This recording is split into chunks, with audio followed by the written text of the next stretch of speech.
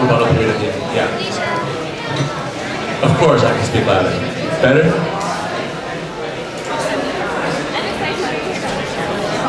Is that speaker working over there? It's not working. Okay. I speak, comes out of that one. You speak, comes out of that one.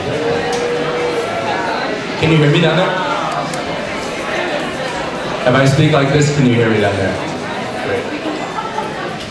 Audience, please be respectful, keep side chatter down, and please no booing at all. Thank you. Okay, we'll go ahead and get started. Oscar, you can go first. Explain why Senate, specifically, is the best medium through which you can accomplish your goals. Good morning, everyone. My name is Fayaz, and I believe that Senate is the best medium through which I can achieve my goals because Senate controls $11.8 million of the budget. $8 of our student fees go into Senate, and I believe that I have the 3 platforms that I have, I can accomplish them through Senate. And primarily because the means and the units that I want to specifically work with, they really cater to the platforms, and I believe that because I have those platforms, that my platforms will be accomplished in the best manner.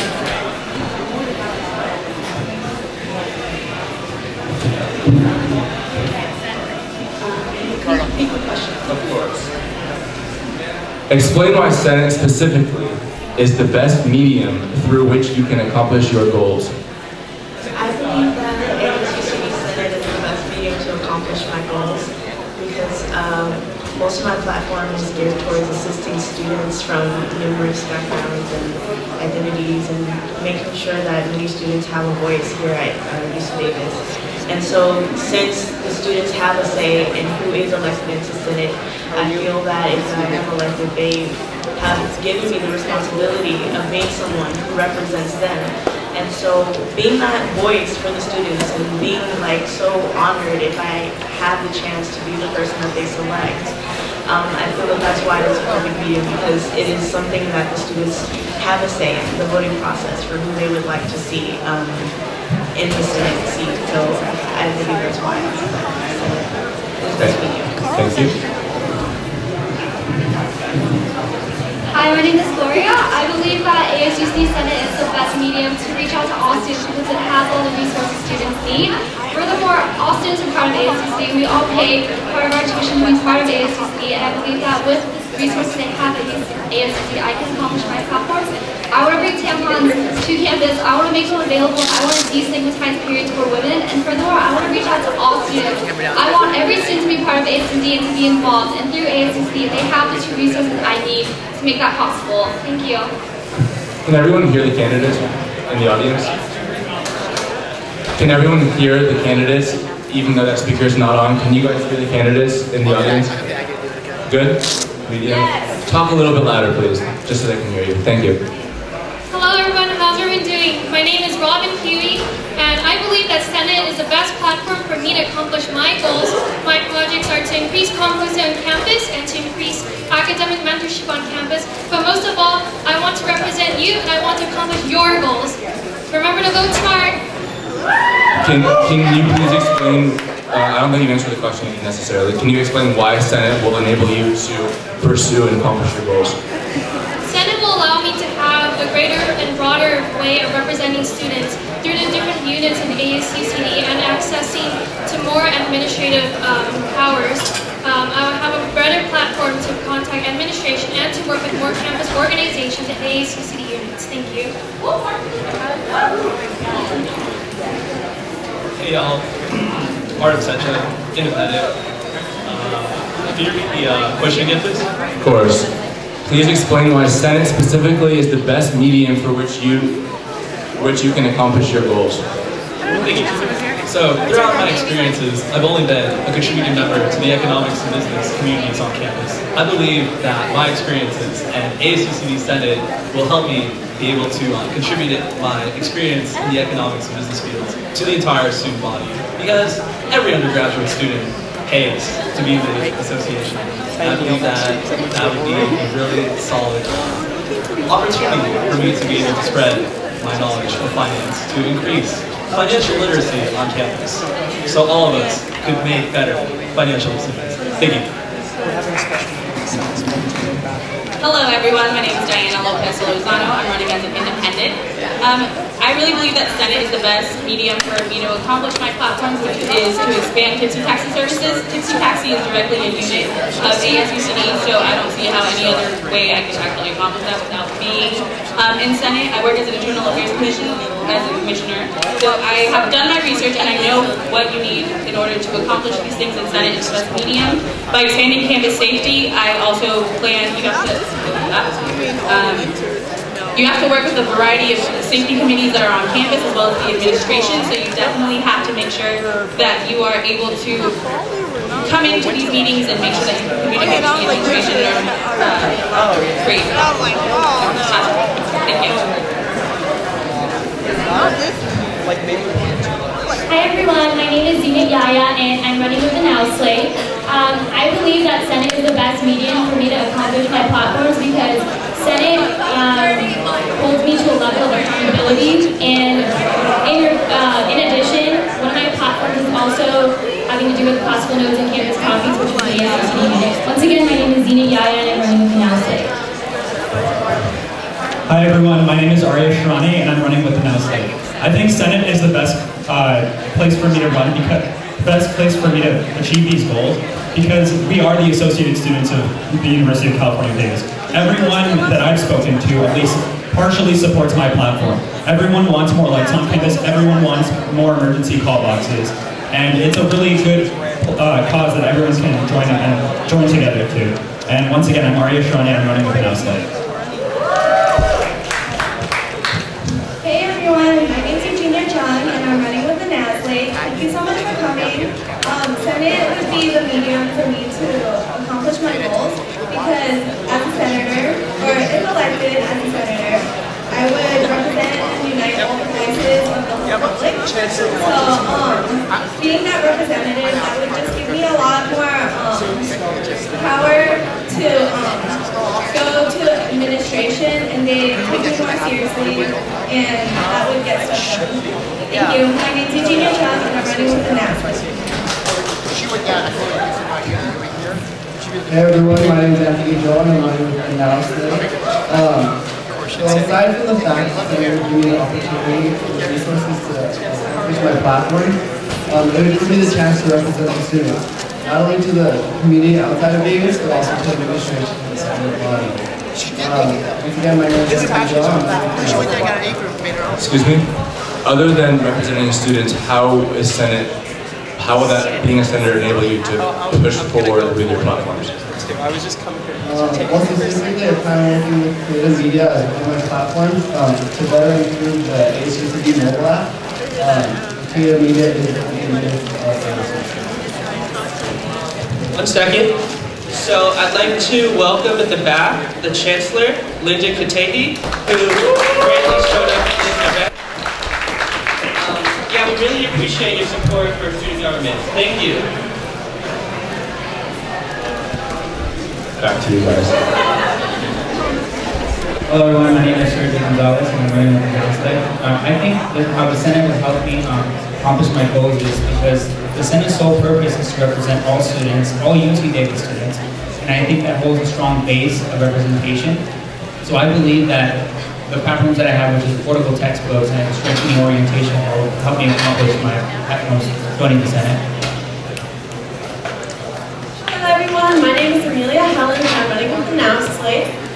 Being a senator will specifically help me develop a focus group that would analyze how ASUCD should be allocating its resources to best represent the students.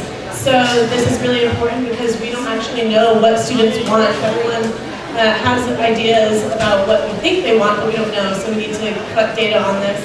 And my other platform is to increase sexual assault awareness and advocacy resources.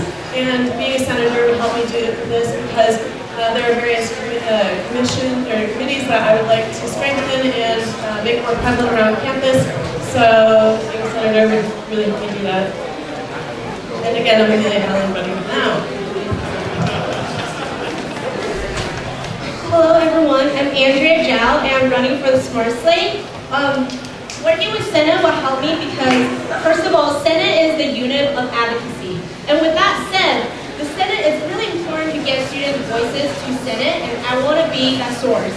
And being in the Senate will allow me to be in this position that I can work with a campus bookstore and with other staff members to actually bring more testing materials, vending machines on campus for our students' benefit. And second of all, you will allow me to work with commission, work with other units to establish a permanent channel of communication and support to student organizations, bring their concerns, bring their suggestions to the Senate and to ASUCD, and that way the ASUCD can fully represent the student body as a whole. Thank you. I'm Andrea Zhao. Vote for me, #1, and vote for SMART.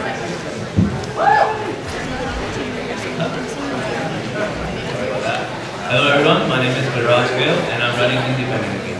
I believe that Senate works as an advocacy issue and it mostly encompasses writing legislation, passing, doing research on what students want and need, and I feel like with my prior experience in being a part of the lobby club and also being involved in various other units in the campus, I can fully represent them in the campus through the Senate. I feel like as a senator, all the platforms that I have will be fully achieved. Because Senate allows me the opportunity to represent the students. It gives me an opportunity to say that I have the back of the students behind me. Good afternoon, everyone. My name is Nicholas Sanchez, and I'm running for the Smart Slate. Can I please have the question re-asked again?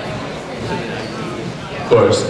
Explain why Senate specifically is the best medium for which you can accomplish your goals. Well, I think that Senate and ASUCD in general is a great way to accomplish anyone's goals. You know, obviously I think it's a great way to accomplish my platforms, which is to expand tipping taxi service and to revamp the academic probation and subject dismissal process. But outside of that, I think it's a really great source on campus to work on anyone's goals because there's just so many resources through ASUCD. You work with so many great student leaders like all these wonderful candidates that are running.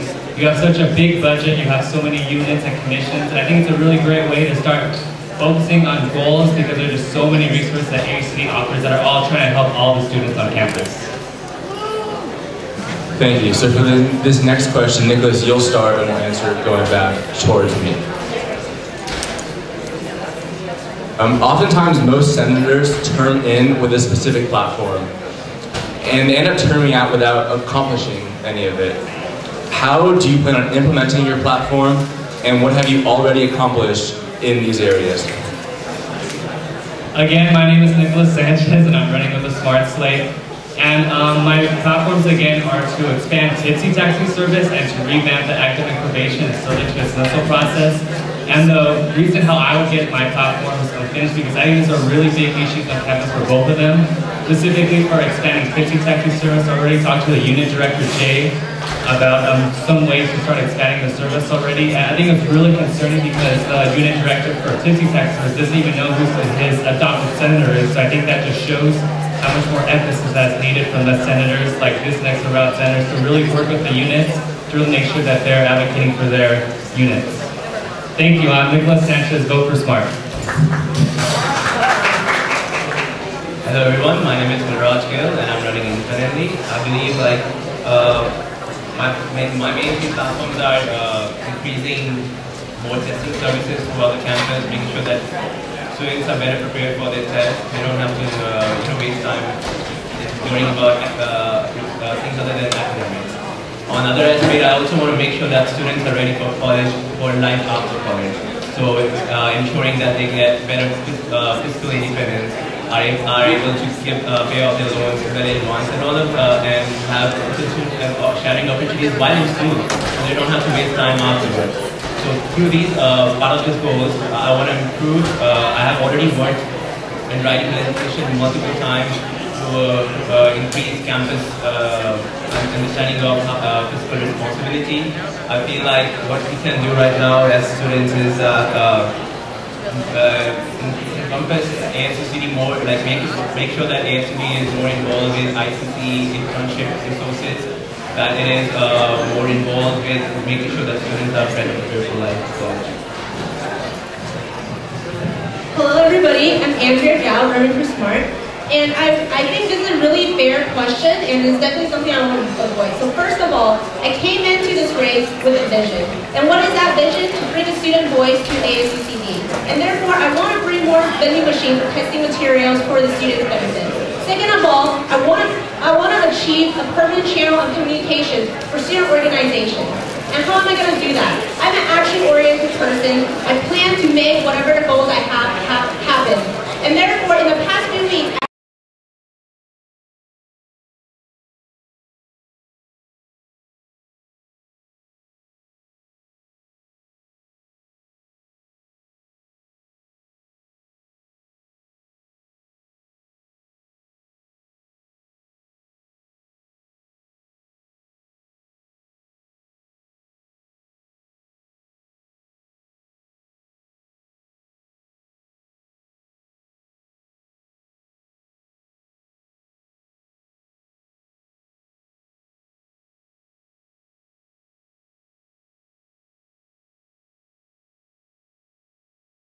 student organization leaders that I have talked to. So this is how I'm going to achieve my platform. Thank you very much. Hello everyone, again I'm Amelia Helen and I'm running with the Now Slate. Things that I've already done to get my goals going is I've reached out to Jillian Butler from the Student Affairs Research and Information Department, and that is for my first platform of developing a focus group that will analyze what students want and need. So I've reached out to her, and I've also worked on reaching out to Raheem Reed, the Associate Executive Vice Chancellor, and so I've also reached out to the Sexual Assault Advocacy and Awareness Committee's Chair, Stephanie, and so getting going on all the plans. Again, I'm Amelia Helen, going. Hello everyone, my name is Sergio Gonzalez and I'm running with Now. Real quick, my platform is affordable textbooks, and I think textbooks are really expensive. So what I want to do is I want to bring a program that works very well in my community college, and it's called Books for Food. Essentially what it is 50 cans of food gets you 1 book for the quarter. So you don't have to worry about spending money.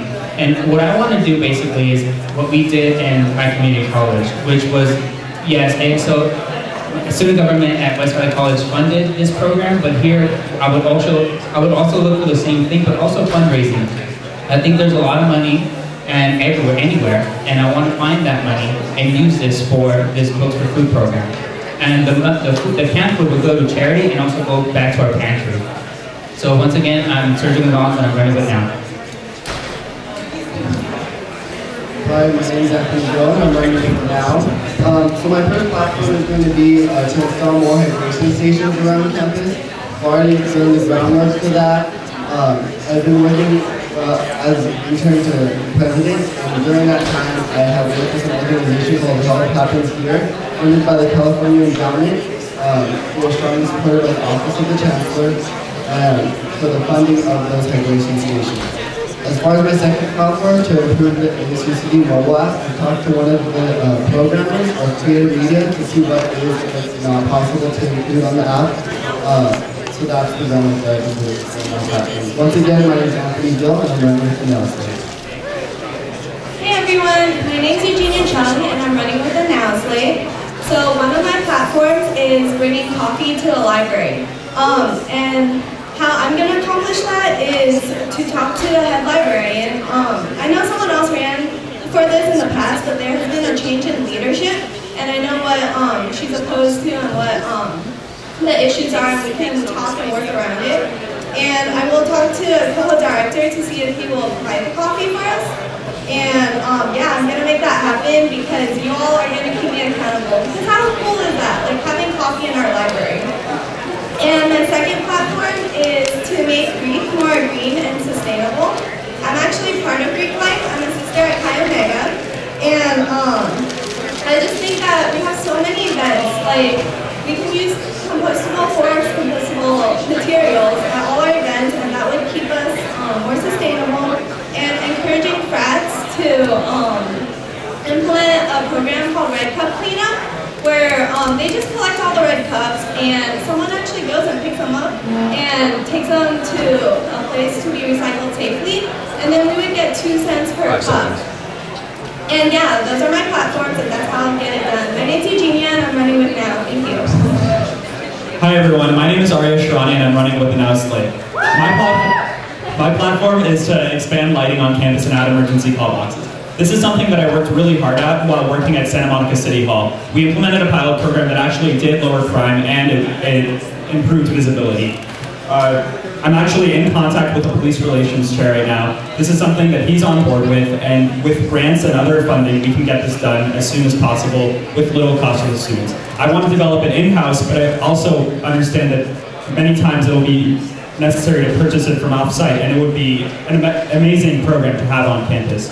I've also been in contact with Terry Toomey about increasing funding for club sports. This is something that benefits so many students, and I think it'll just be really helpful to everyone. I've been at 9 Senate meetings just this year, so I know how to get things done in Senate. And once again, my name is Arya Sharani, and I'm running with the Now Slate. Quick question for you, Arya. How will Terry Toomey, the athletics director, affect club sports at all? Right, so Terry Toomey basically helps out with a lot of D1 sports. D1s are funded really well right now, and I really want to fund club sports just as much. Club sports benefit the students so much, and with Terry Toomey's help, we can pass on some of that spending to club sports, which benefit the students, because everyone can join a club sport. I realize that club sports will also have to do a lot of fundraising, and I'm not against that. I think that it's really important, but I don't think that it should be the #1 source of funding. Do you have plans how to break down the money that goes to the athletic department right now? How much will go to club sports? Because there's millions of dollars within the athletics department right now. Are you asking if I'm reallocating funds? Is that what you're implying? No, not at all. So where will the money come from to increase club sports funding? Well, here's the thing. We do have a lot of overhead right now. Reducing overhead would lower so much costs. If you want, I can speak into the specifics with everyone right now. I feel like I'm going over. But basically, implementing better fundraising tactics where students don't have to spend countless hours fundraising where they could be studying. So will students be funding these club sports, all students as part of tuition and fees? Partially students will be funding, yes. Women's lacrosse costs $900 per year. Fencing team also costs $50 per quarter. We don't have enough fencing gear to fence any tournaments right now, so, I mean, yes, partially. Okay, move on, thank you.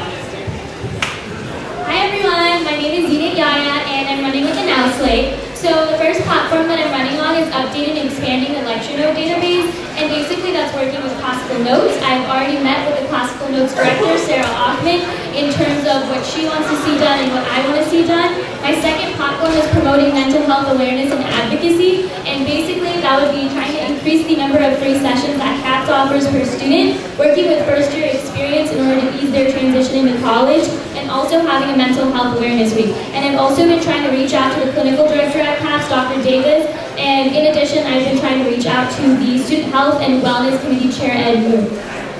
Thank you, my name is Zina Yaya, and I'm running with the Now Slate.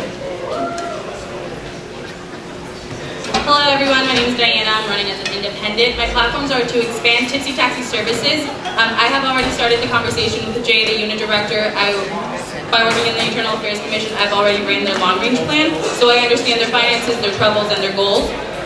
We're trying to figure out how to collaborate more with UCDPD as well as the City of Davis Police Department. Right now there's a plan to increase security cameras, so hopefully getting them to do some donations and increase funding to get more vans in order to provide more service for students. My second platform is a campus safety initiative and enhancement. So by installing emergency blue light boxes, I realized that they were here on campus up until 2011. We had 107 that were removed. The decision was made in 2009, but during that time there was an increase in crime. So by addressing these issues, I know the committee that chose to remove the blue emergency lights, they were a little bit more expensive to find, as well as they were constantly vandalized. So I've already communicated with a professor of arts, Professor Wenfeld, sorry, I can't pronounce her name correctly.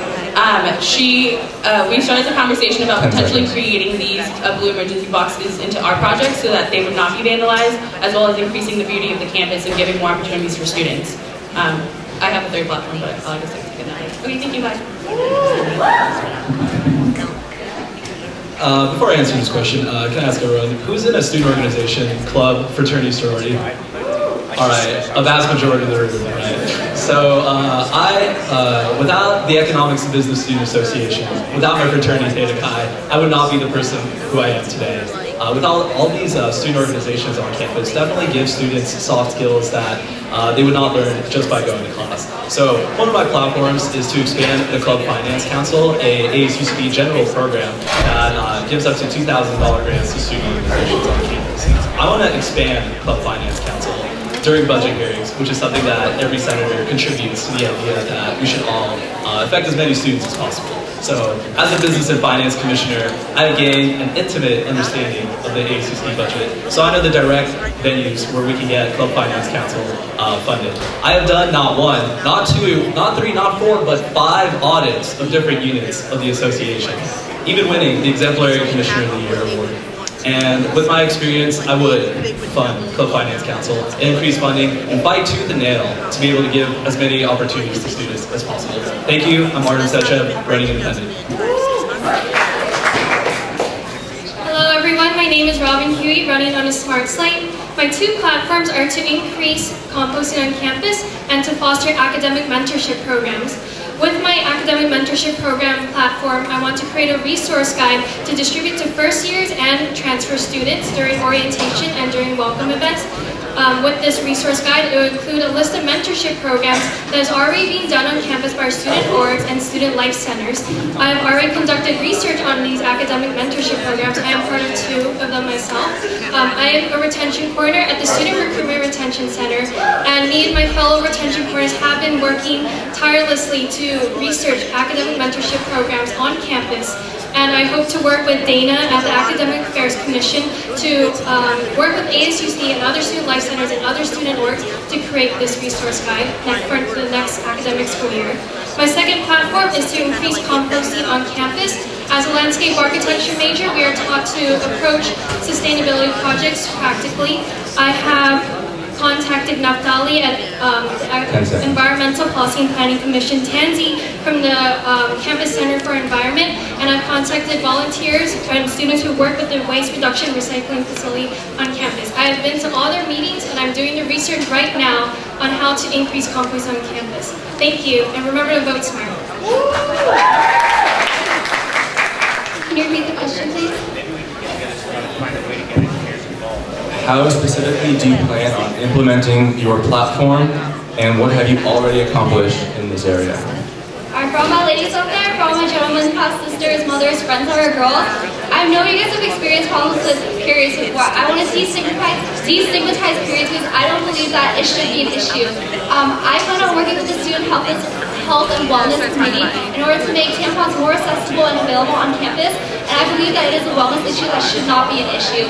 And furthermore, I want to work with the Outreach Assembly in order to create an outreach program that will better motivate and inspire students to want to get involved in ASUCD. I feel like a lot of times students do want to get involved and do want to know what ASUCD is, but don't really know how to get involved or what to do. I've talked to many different centers because they have the experience and they have worked with students, and so I've talked to them about creating a workshop in order to help educate students to get them involved in ASUCD.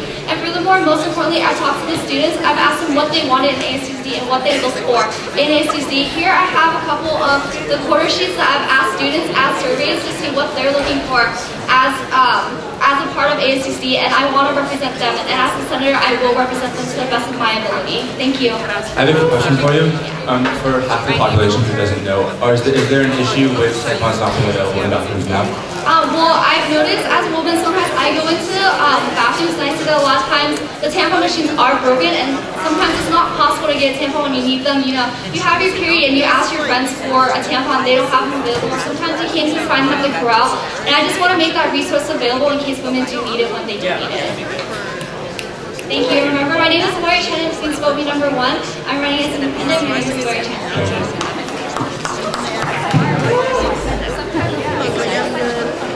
Hi everybody, my name is Sierra Anderson and I'm running with the Smart Slate. I believe that part of the question was how to be invested in my platform. I'm so deeply invested in my platform that even if I'm not elected ASUCD senator, I'm still going to try to push for my platforms to be accomplished on campus.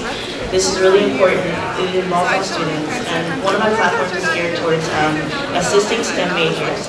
That's science, technology, engineering, mathematics majors, implementing programs that increase retention within these specific majors, because I feel like a lot of students are really intimidated by the coursework that they undergo in their undergraduate years.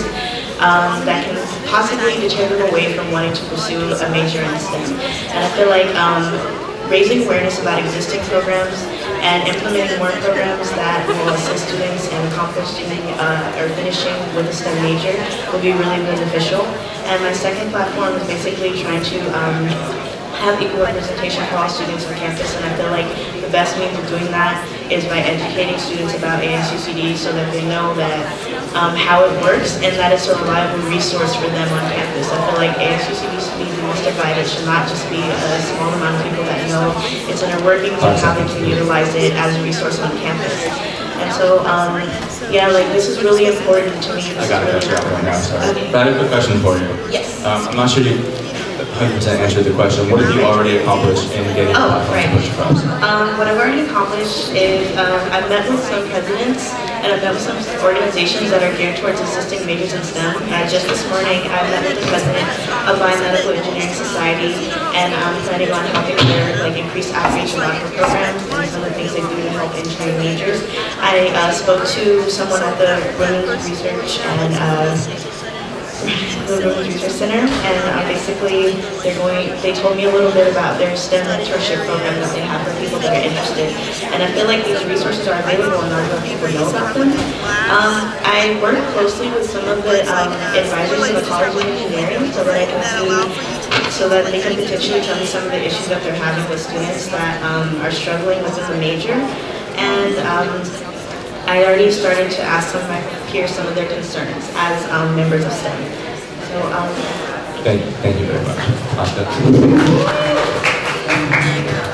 Hi Aggies, my name is Azka Fayaz. I have 3 platforms that I will be working on as a senator. I apologize.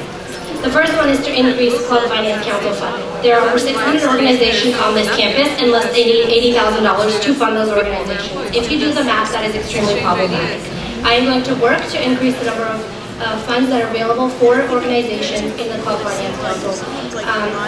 I organized a conference for over 1,000 attendees just last month, and I worked closely with Lyndon Hewling to do that, and he is the director for Club Finance Council funding. So I do have experience in that field. I know how to get grants, and I know how to work closely with funding. My next one is to introduce a campus-wide events calendar on this campus. As you know, there is a huge disconnect between ASUCD and the students. More importantly, or more problematically, there is a disconnect between student to student, organization to organization, and organization to student. And within campus-wide events calendar, all of the events and locations will be centralized online. And I am a member of various organizations, Muslim Student Association, Pakistani Student Association. I'm a commissioner on the External Affairs Commission. I'm an intern for Senator Miles Thomas. And so I come from various communities, and I understand the difficulties that students have in trying to find one event on campus and to find a location for that event. Oftentimes, events overlap, and so because I've worked with various organizers to create this event calendar, including the Vice Chancellor of Strategic Communications. Sorry about that. Okay, for the next question, can we make sure that everyone just answers the question the first time? That way we don't need to spend extra time re-answering it for a second minute, because this way we can get things going a little bit faster. So you'll start with the first question, and please no more names and slates. Let's just get this moving. Just answering the questions. Real candidates. Thank you. While allocating budget funds, which specific ASUCD units will be prioritized over others? I think that all ASUCD units are equally important, and they serve a great purpose on this campus, which is why they are all here. And I think that when you work out the details of the budget and you understand which units need more funding, because one unit had certain issues this year and maybe one unit might face some difficulties the next year. Can you give some examples for this? I'm curious of which specific units you intend to prioritize over others. So which units like I specifically want to work with and prioritize? Yes. So two of the units that I am deeply interested in working with are the ASUCD Pantry and the Reuse Store.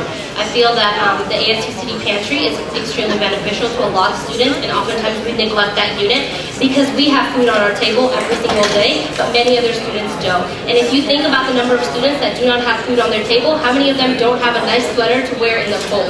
So we oftentimes also neglect the ASUCD Reuse Store, which sells cans for 50 cents for students. So those are the two units that I really want to allocate funds to. Thank you.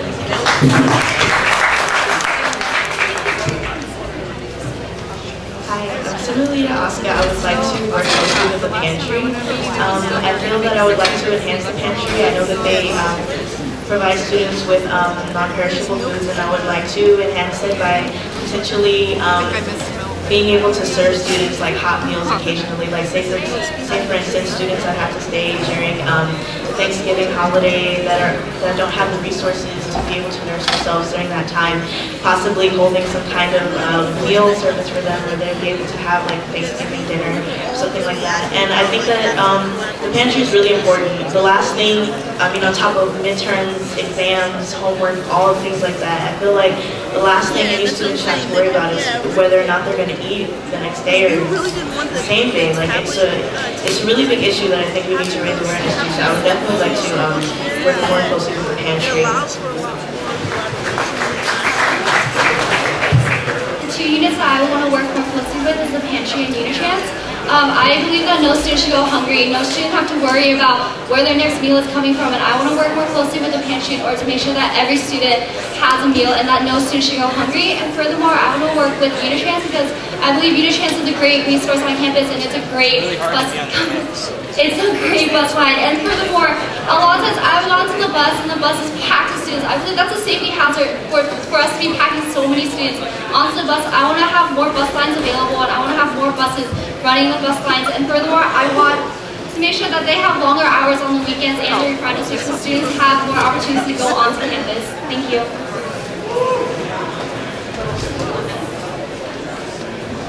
Personally, when approaching the allocation of funds for which units, I would definitely work with unit directors to see what needs are needed for their specific units.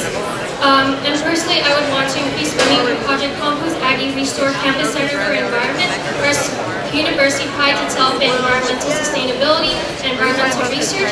However, I feel that our environmental units need to be promoted and supported more. Currently, they're located in the basement of the MU, Project Compost, CCE. And I believe that they deserve like a greater facility and more resources to work on more environmental sustainability projects on campus. Thank you. Hey y'all. In my opinion, every unit is important. Every unit provides a service to the student body. Not just the ones that make money, even the ones that aren't revenue neutral, the ones that obviously make a loss. Like for example, lobby board. How does it make a profit? It doesn't, but it's there because it offers a really important service to our student body. One of the units that I would love to prioritize my time and energy into is the experimental college. Experimental college has been running a net loss over the past 4 years due to a not updated business model. I would love to work together with Experimental College to be able to create a revenue neutral model to hopefully be able to fund other programs on campus that are pivotal to the student body. Thank you. Hello. I would also like the experimental college is one of the units that I feel like is extremely valuable to this campus. It gives students an outlet to express themselves creatively, as well as a way to just relax. So I think it's extremely important. Artem just touched on some of the financial troubles that they had the past few years. But I feel like with someone being committed and passionate, I know there's often changes in leadership, but just continuing the relationship, even if I get seated or if I don't get seated or the years after that, is important to make sure to continue and making sure that the unit is sustainable.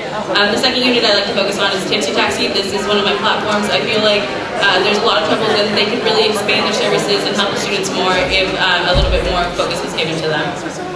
Thank you. Can you repeat the question real quick? Of course. While allocating budget funds, which specific ASUCD units will be prioritized over others? Well, first of all, all units should receive proper funding. However, I definitely believe that the pantry should be a unit that should be re-examined and looked at in terms of the resources that they need. So, unlike everyone else, unlike some other people here, I don't think every unit is equal. At the end of the day, we are spending the students' money. A lot of services are out there, a lot of units are out there that honestly don't need to be there anymore or need to be revamped to provide different services. At a time when mail is at an all-time low, the post office is spending a lot of money on such a unit. I also think that Unitrans and Coho have amazing services. These services benefit so many students every single day. I think that there's no reason why the post office should have any priority over anything else. They're not all equal, and Unitrans and Co should definitely have priority over other units. Hey, so obviously I think we should ask the students and see what they want and what they need. But personally, like my own personal thoughts, I would prioritize environmental units such as CCE and Project Compost, as well as creative media. I would support creative media because it offers so many different opportunities and it actually helps out a lot of other units. They create the websites, they create the marketing, they market ASUCD as a whole. And for environmental units, the CCE and Project Compost are actually being relocated to the STA travel office. So that's already happening, that's a huge step forward for them, that's a lot of visibility, and I would love to work with them to make UC Davis more green and sustainable as well. Hello everyone, so the two specific units that I would allocate one fund for would be Unitrans. We should be very proud that we operate the bus system for not only our campus, but also for the Davis community. I feel a lot of students use that service, so that's why I think we should allocate more funds for that. As far as the second one, I think creative media, just like Eugenia said, it's very blatantly obvious that technology is what drives our creativity. And I feel like we need to put more emphasis in order for our creative media units to stay fruitful. We need to allocate more funds into that. Quick question for you. So the ASUCD already prioritizes Unitrans. Do you want to increase funding for Unitrans? Not necessarily increase, but just kind of take a look at it and see how we can improve it to already how good it is. Thank you. I think all units are very important. I mean, I feel uncomfortable saying which one I number one and number two, number three. But I mean, I think if elected, I'm a representation of the students. So the key thing is to ask the students and then analyze the information and then make an educated decision on what to prioritize. Hello. Two units that I would choose to prioritize are the Coho and the Experimental College. The Coho, now that they accept cash, there are so many more clients, customers here that need services, and as such, there's the Coho needs more staff, and a lot of teachers who are working here are being overworked, and they don't have people to cover their shifts, and they have school obligations, and this is a stress on our students, and so I think that this needs help. And also, obviously, we need more seating in here. So, these are things that I've prioritized. Coho, and in respects to the Experimental College, as it was previously mentioned, it is running deficits, and there are definite structure changes that need to happen so we can provide awesome classes for students to take advantage of. So for me, there are two units I would like to work with. Of course, it's not that these two units are working with others, but I do think that they really do represent our school in a way, and that is Project Compost and Addie Reuse Store. With that said, green living and environmental living is something that UC Davis should take pride in. And for Project Compost, I believe that they can have a wider campus reach, and have learned about us through Kenzie and Wow, the exhibition to Epic.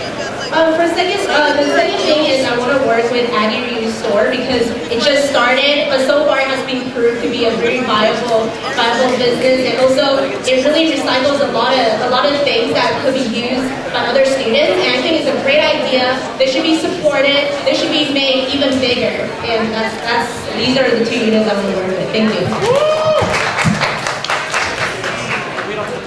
So I also believe that all units were created for students and by the students, and if by definition students don't want them anymore, they can be moved or changed. But currently all those units are really important, I feel like, especially advocacy. I want to improve that, make sure that we are on right now. We have at university level, at city level, and at state and federal level, and increase the communication between those levels. I want to focus on that. I want to focus on the commercial side of the units we have. That are the main, those units such as Unitrans or STS, etc. that always take priority in our budgets. So I want to improve that, make sure that their budgets are always are stable and geared towards the students. I also am I'm a Unitrans driver, so I feel like I understand the Unitrans aspect of the ASUCD and Lawville and others, and I can relate to how to improve it inside out. Obviously, there are things that other people might want to advocate with these Unitrans, and all those aspects I feel like I have more knowledge on that.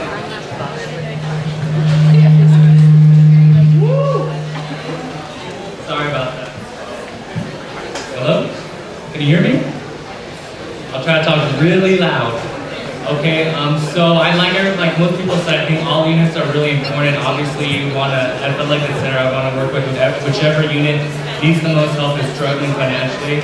I'll put emphasis on that unit. But one unit that I want to work with particularly is with my platform, which is Tipsy Taxi Service. I think it's crazy how the director of Tipsy Taxi Service doesn't know which senator is supposed to be helping them, and obviously this shows that this unit particularly needs more help, needs more communication, but I really want to help expand this service because I think it's a really valued service that could better be utilized by all the students on campus. The way I see it, there's like, Facebook wouldn't make my life any better, so why would I be on it? Thank you. This is a very quick question, maybe like 20 to 25 seconds.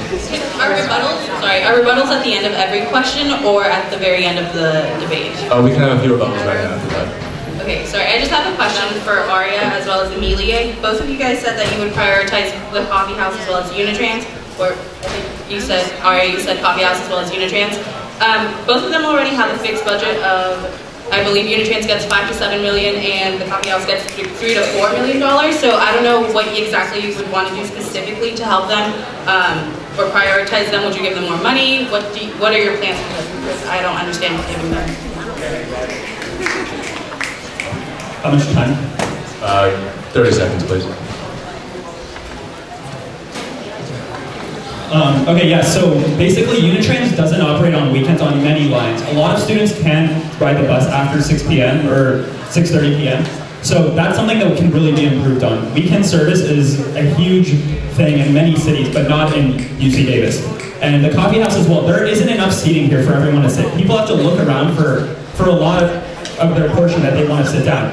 We pay our student workers almost nothing. It's minimum wage, and when minimum wage increases, we're going to have to struggle to pay them more. I think that Unitrans and Coho should receive more funding, and a lot of other services should produce less funding. Can I have a rebuttal to that answer?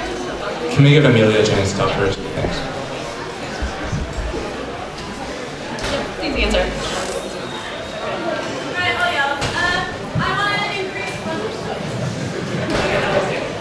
Alright, awesome. So I want to increase funding, or well, maybe not increase funding, I want to reallocate funding, more funding to the coffee house because it is one of the most revenue-generating units that we do have, and so I think, and also it serves a ton of students, 7,000 transactions per week, and I mean, that's why I would do it. Specifically, I could speak with the head chairperson.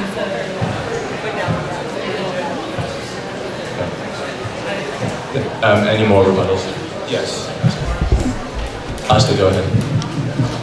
I have a rebuttal for Amelia. I wanted to ask her, have you talked with Darren Shalhoub to understand, do you understand what the net profit is of the ASUCD Coho currently?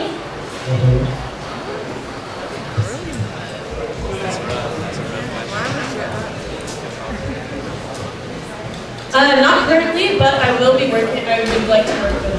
So. Do you understand that the ASUCD Coho currently has $0 in net profit?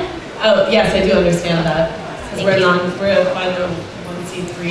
We can't make profit without that association. So yeah. Yeah, I just wanted to clarify because you said it's one of the most revenue-generating units. Well, we do break even, and so. I believe that the Coho is one of the only unsubsidized units that does break even regularly. Right. Thank you. I have a rebuttal for Aria.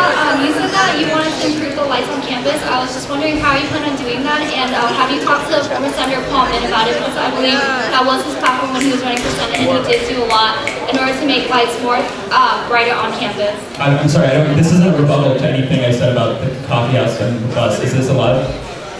This is just open debate at this point. If we can keep questions to what they've already said in this debate, that'd be great. Oh.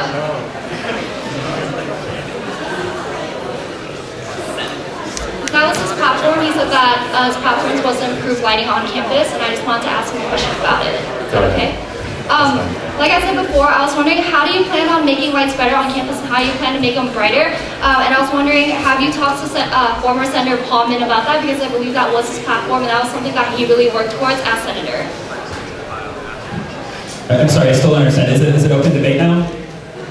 Not necessarily, but if it's part of your platform that you've already talked about, I feel it's fair you can actually go back to your platform. Okay, yes, that's fair. Yes, I actually have spoken to Paul Min. I know he did work a lot on it. They did do walkarounds on campus to improve lighting and see how the lighting works. A lot of our light bulbs use halogen light bulbs, which uses a lot of energy, and they're not very bright. I don't know if you've been to the Silo Union bus stop, but it's very dark there, as well as on South Campus and by Boehner. LED lightings will be much more efficient. They'll reduce light pollution because they'll be shielded, and they'll be focused so the ground will be lit and not the sky. Does that answer your question? Thank you. So we're going to move on to that question.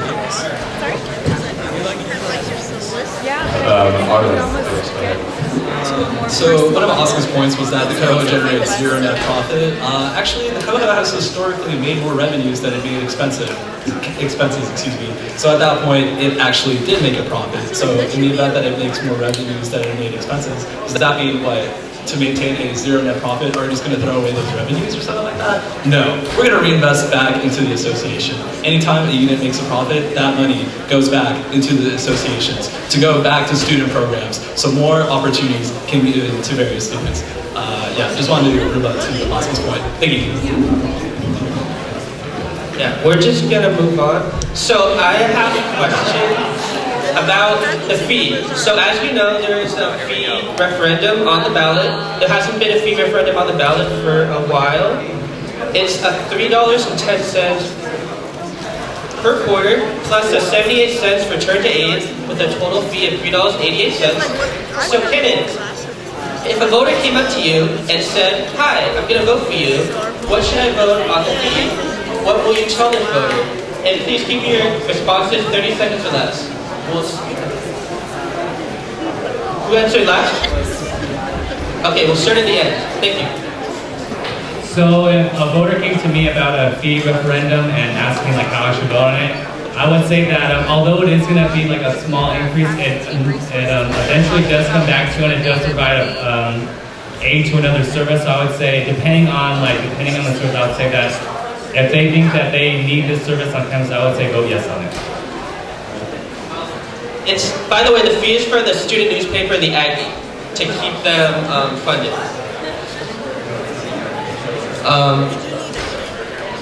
Yeah, to start getting them funded by student fees. Hey guys, so I'm an international student, so I come from an area where we used to read newspapers a lot. So from my first year, I've always read the newspaper and I feel like it's an integral part of the campus.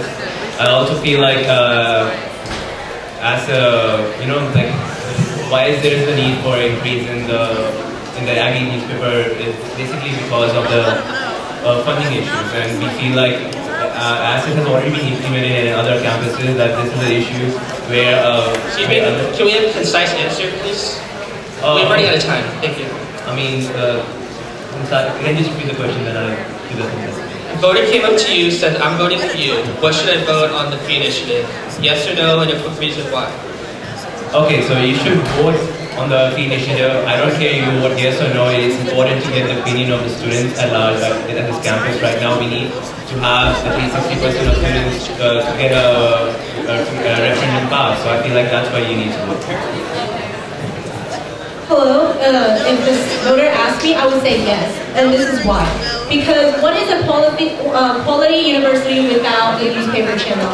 And second of all, a news channel, it brings the information and knowledge about this campus to the students. It checks on ASUCD, and it monitors all of us. And it's really, this knowledge is really important. As I highlighted before, there's already a gap in communication. And having information, having the knowledge is the first step to taking actions, to making decisions. And therefore, Aggie should stay afloat. We should vote for Aggie referendum. And this is really important for us. Thank you. I too strongly encourage every single one of you in this room, in all the rooms, to tell your friends to vote yes on the ballot, on the Measure 1. To save the Aggie, we need a student newspaper on this campus. We need to make sure that our student government is kept in check and that we are being transparent and communicating the half of what's going on our campus and in our community, and communicating this with our student body. So yes, vote yes, please. I would thank them for the vote, and then I would also tell them to vote yes on the referendum, because I think it's an important part of life at UC Davis life, and I think that first I will tell him to get educated. I don't want to persuade him how to vote. I will give him my opinion, and then I will let him get educated on the item, and then make a decision that way. I would tell that voter to vote yes on that referendum. Our student fees have not increased since the 1970s. Our association is very lean right now, and I feel now is the time to increase those fees. Aggie is an important part of our campus culture, and I feel it's a necessity for our campus.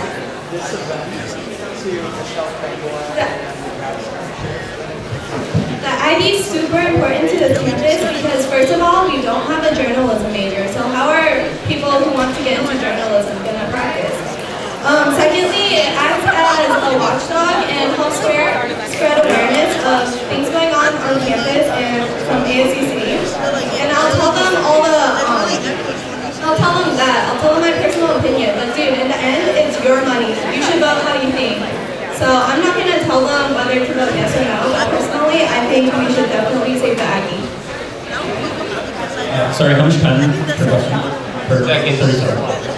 I would tell them vote yes. The fee will also add professional staff, so our quality of our newspaper will go up. I think that all programs that add to the campus's prestige should be expanded. When our school's programs are respected and our newspaper is respected, our ranking will go up. And when our ranking goes up, that means our degrees are worth more at the end of the day. This is something that the school needs, and I would tell them to vote yes. I would also tell a voter to vote yes because I believe the Aggie needs the opportunity to grow, especially with the movement in our technology to move more to online media. In addition, like Eugenia said, it does act as an outlet for people that obviously want to go into journalism, but we don't have a journalism major. In addition, it also acts as a watchdog between the UC Davis administration and the student government. I would tell my voters to vote yes on ballot measure A because I really believe that this fee increase would give opportunities to new students, to the students who are interested in journalism. It pays their writers. It's not fair that they have a full-time job writing for the Aggie and not being able to do their passion because they have to get what people say a paid job, serving coffee or whatever they choose. So I would tell my voters to vote Diana Lopez-Lozano, #1, and vote yes on the Aggie. First of all, I would never tell a voter how to vote unless giving them all the information so that the voters can make an informed decision. But I would give them my personal opinion, much like Jeannie and Diana and Zenit, right? Is that how you pronounce it? Right. I would say that journalism there's no journalism program on campus, right? But the California Aggie gives a lot of opportunities for students to develop their craft. So if I have to increase my own tuition by $4 to extend opportunities to students to develop their craft, then so be it. Thank you, Artem Senchev #1, Gloria Chen #2, Armando Maxwell for exec.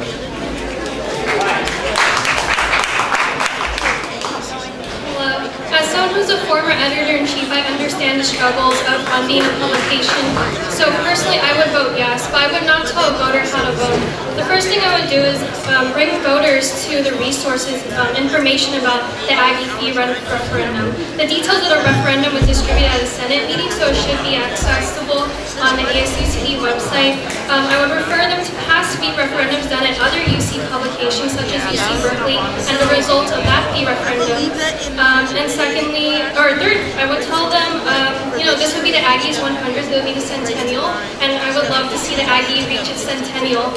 And also, how do you feel about the Aggie? Like, what would you like to contribute to Aggie? And, it's your choice of how you would want to support the Aggie. Thank you.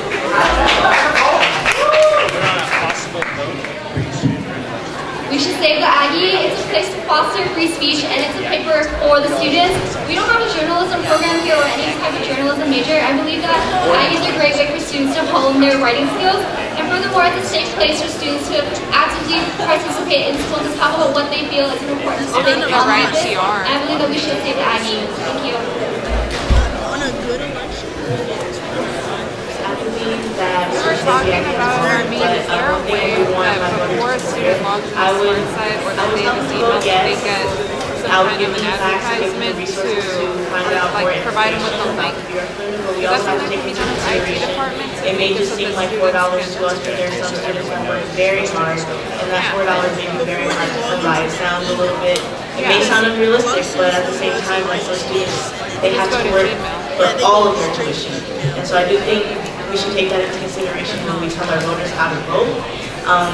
But yeah, I do think that Aggie is a great resource for students. They can learn. It's a great connect about ASUCD to students and other information that's going on campus. But at the same time, we have to consider the budget of the students when we tell them how to vote about these things. Can you repeat the question one last time, please? If a voter comes up to you and says, "I'm voting for you, Asuka. How should I vote on the fee initiative?" What would you tell them? So, like I said, I would not tell anyone how to vote. However, I would tell them my personal opinion. So if you want to be smart as can be, then you will vote to save the Aggie, to keep it 100 years and going strong. We need to hold our student leaders accountable. If you are voting to have you represented on the table, then you will also vote for the Aggie, because that is how you will hold me accountable for my actions, as well as the other leaders that are in Senate that are representing you and trying to do the best job that they can. When you elect them and when you pay just under $12 out of your tuition to save this newspaper, you are really doing your own self a service. Thank you.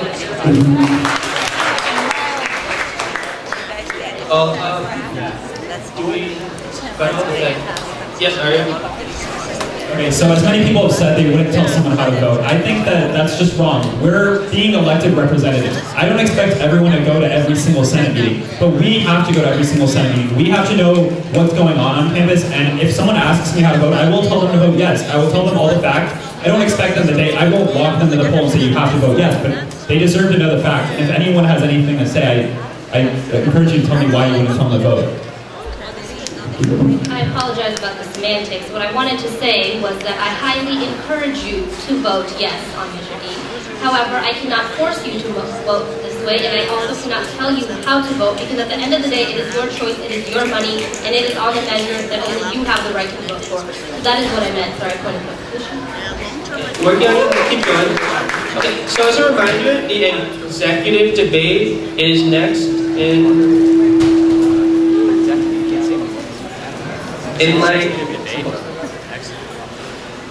the executive debate is in about 15 minutes, but right now I'm going to ask audience questions. If any audience member has a question for a particular candidate, we're going to ask it now. So, please, okay, there you go. Come over here. What's your name? Patrick. I can't find Ryan. There he is. He's tall in the blue. I've got a question for Gloria. Yeah, he's running for president, and this is his vice president, Samia. I've heard that you're running for vice president. I want to create a a more outreaching, a better outreach program for all students to be part of ASUCD. The tampon one is just in women in particular because I feel that it's a resource that we should have available on campus and that I want to have available on campus because it's a wellness issue that really shouldn't be an issue. It's a natural part of a woman and I think we should destigmatize the period. Thank you. Any other audience members? Okay. What's your name? Hi, I'm Thomas. I'm the ASUCD Senate President Pro Tem 4. I want to ask you all, or the first 3 or 4 people who answer, what platforms have you already accomplished on this campus? Because if you haven't proven yourself, I don't know why we should let you in the highest echelon of student leadership. Oscar? Just really quick answer, please, so we can have the audience questions. Yeah, so I'm already working with Senator Miles Thomas to introduce a campus-wide events calendar, and we have already set up meetings with Vice Chancellor of Strategic Communications. Additionally, I have worked on my 3rd platform, which is to introduce prayer reflection and study spaces on this campus. And Miles Thomas has introduced legislation, and we are working with Dr. Milton Lane to introduce the Campus Renovations Committee, and this Renovations Committee will go into effect, and we will be hiring, so please be on this committee very soon. Thank you. She knew he was going to ask that. Yeah, 2 more. Arnab and then Andrea. To clarify, Miles, are you saying what kind of platforms you accomplished in part of ASUCD Senate, or what are someone's impact on the student body already? Already accomplished a platform. So if you've already accomplished something, it doesn't have to be related to ASUCD. Oh, great. Perfect. So, I am a founding member of the Economics and Business Student Association.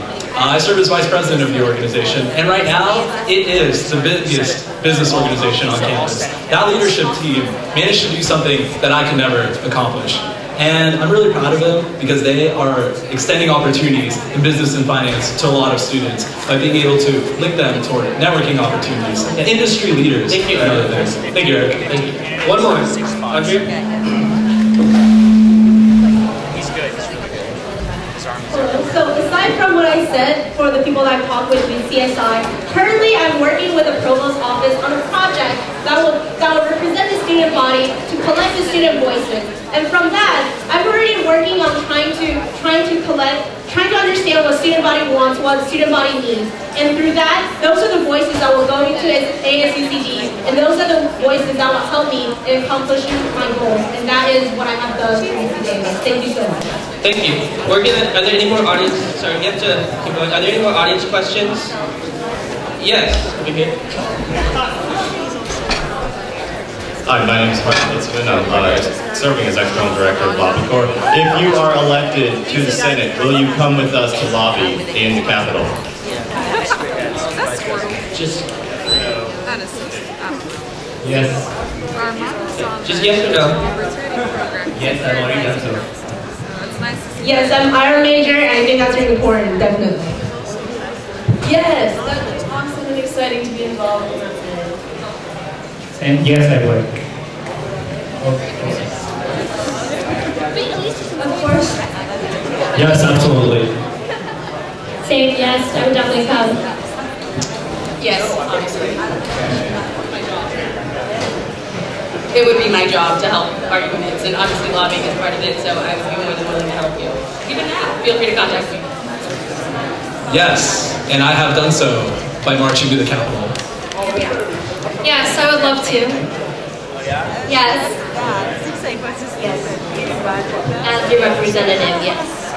Okay, the answer is yes. Okay. Anyone else with a question? I know behind me. They talk all the time. Okay. Hi everyone, my name is Pamela Nonga. I'm a current ASUCD Senator. And my question for whoever wants to answer is, a lot of you are running on slates or you're running independent.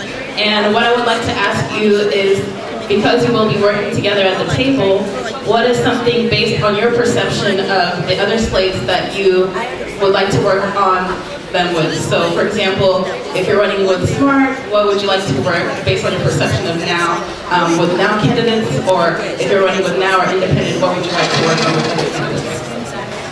2 or 3 people that haven't answered an audience question yet. Did you answer the audience question, Diana? Okay, Eugenia? If you haven't answered the audience question, you can answer this.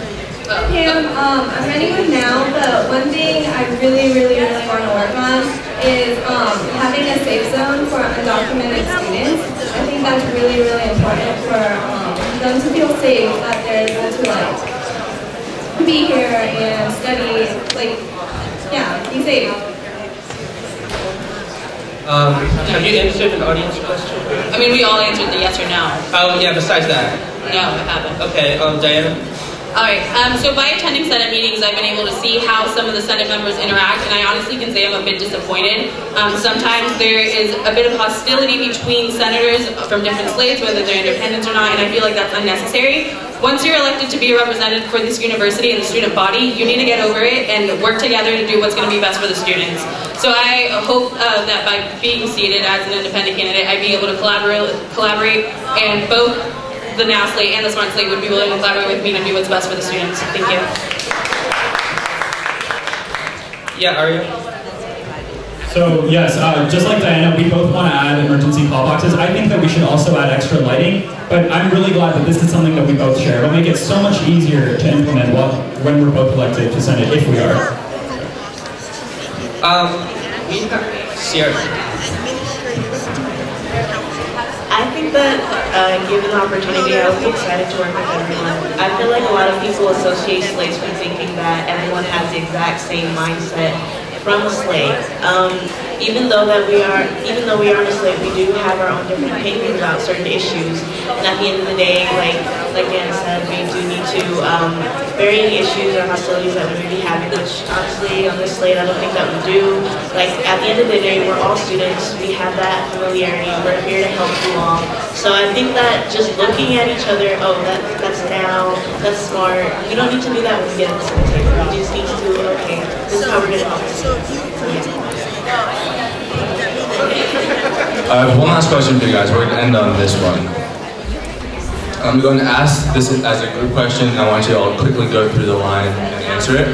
How many Senate meetings have you attended prior to this quarter, and do you feel that should have any impact on your candidacy? 25 seconds, 30 seconds, please. I have actively attended over a dozen Senate meetings, and I can say that because I have been to Senate meetings, several of which have lasted many hours, that I have stayed through the entirety of the meeting, I feel that it will be extremely beneficial to me because I know how it works to be there, tired and, hungry during those meetings. Thank you. Unfortunately, I've not had the pleasure of attending a senator meeting yet, but I don't feel that inhibits or I don't think that it makes me any less qualified than the next person. I've been doing my research on how the Senate works. I've met with Senator Watson to understand ASUCD better, and I've been working on my own personal time to understand how ASUCD works. And the fact that I have that dedication to learn about this on my own, even though I haven't had the pleasure of going to a Senate meeting, it shows that I'm dedicated, and I don't think that should play a factor in my role. Thank you. I have been to a couple. I don't believe that how many you go to determines how qualified you are. I believe as a student, it's important to really talk to students who know. How many have you been to, please? A couple. I've been to about 3 a quarter prior to this quarter. Which is how many total? About 6. Great. And how will should that have any impact on your candidacy? I don't think that should have any impact on a candidacy because it's not really about how many meetings you've been to, but how qualified you are as a person, how well you know the student body and who you're representing. Thank you.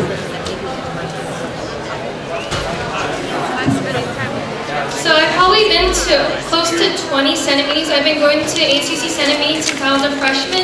I was an intern for Senator Allison Segala, and I've mentored under Senator Jared Crisalago-Smith. So I have been to several ASUC Senate meetings, but then again, I'm also involved with many other organizations, so it's very difficult attending every single Senate meeting, but it helps to have that fresh perspective when entering the Senate table. Thank you. Very quick, thank you. I've been to way too many Senate meetings. I have seen the horrors that is budget hearings. Not for 1 year, but 2 years. Over 80 hours of students working together to get the best possible budget. Thank you. I've attended Senate meetings probably since 1 1/4 of my freshman year, which was last year, so roughly around 20 to 25 meetings. But I think the better question on saying whether this affects your candidacy is not how many you've gone to, but how many you've actively participated in. There's a difference between sitting in the room with your laptop on and rather like doing questions in text or sharing your opinion on legislation. So that should be what affects your candidate. I've honestly only been to one Senate meeting, but I'm a quick learner and a hard worker, and I also have prior ASUCD experience as intern to ASUCD President Carly Sandstrom, and I previously served on the External Affairs Commission. Thank you. So last quarter I went to 5, and that's 9 total. I think it should absolutely be something that you consider. This is going to be our job, and I think that everyone should go if they have the time. This is something that we spend everyone's money, so. I'm actually the Senate reporter. I've been to every meeting. Mine is like 2, I'm 6. But I've been to every meeting, listened to every single word, been there since like 6 a.m. or 4 a.m., been there for budget hearings. I know the bills that passed, like what the opinions of them are, and like the controversies and everything, and I know how Senate works. Will you push for having Senate minutes put on the website quickly after Senate meetings? Wait, what? Push for having the minutes from the Senate meetings put on the website promptly after the Senate meeting. Wait, I can't hear you. What? Will you push for the Senate minutes record during the Senate meetings? Will you push to have those uploaded on the internet faster after Senate meetings? Yeah, I'll try. It's just hard because I need to format it and like I need to format it and spell check it and everything, but I will try to make it faster. Thank you. So prior to this quarter, I've been to about 5 or 6 Senate meetings. As far as the effective candidacy, I feel it's not about how many meetings you attend, but your drive and dedications to your association. I've been to one Senate meeting, and I'm actually happy that I went because it kind of runs the same way as when I was in student government in my community college. And I don't think it's going to affect me because if I strongly believe in my platform and I project it to the students, they'll make their educated decision on voting for me or not.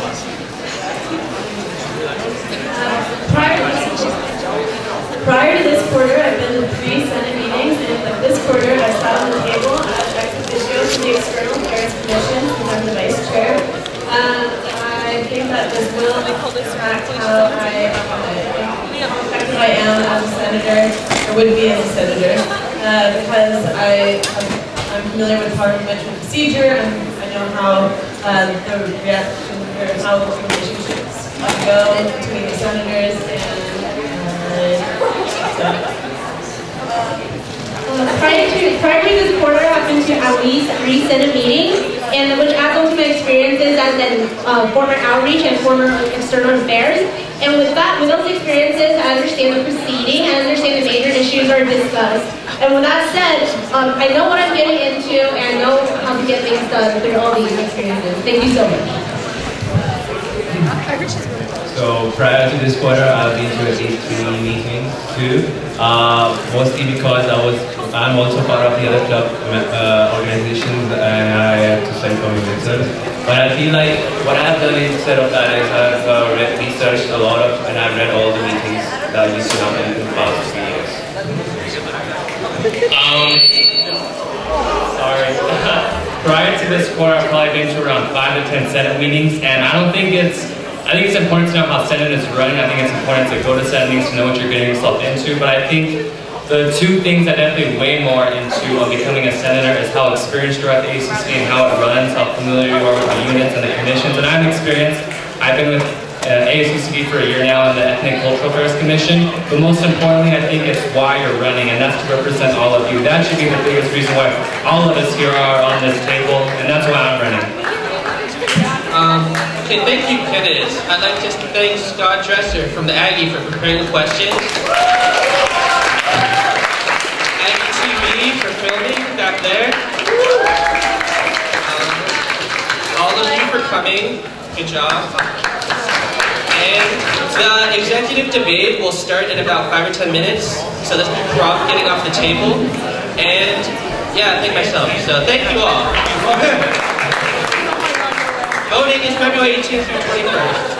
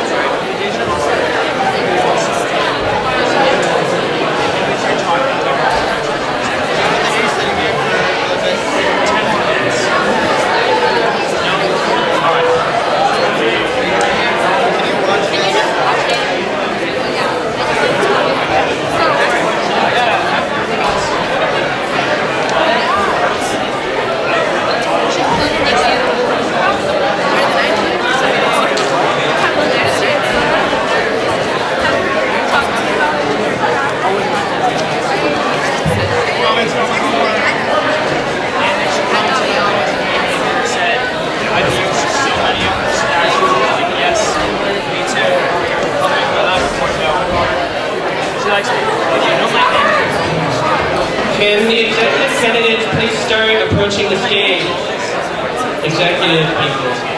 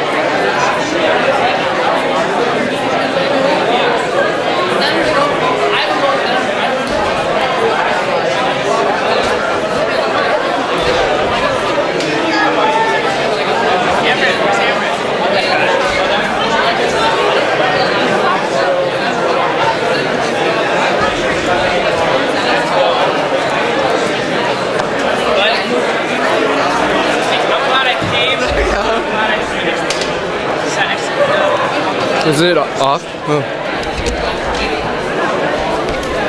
Oh wait, we're not? Wait, what? I thought they were done. Dang it, okay, I'm leaving now.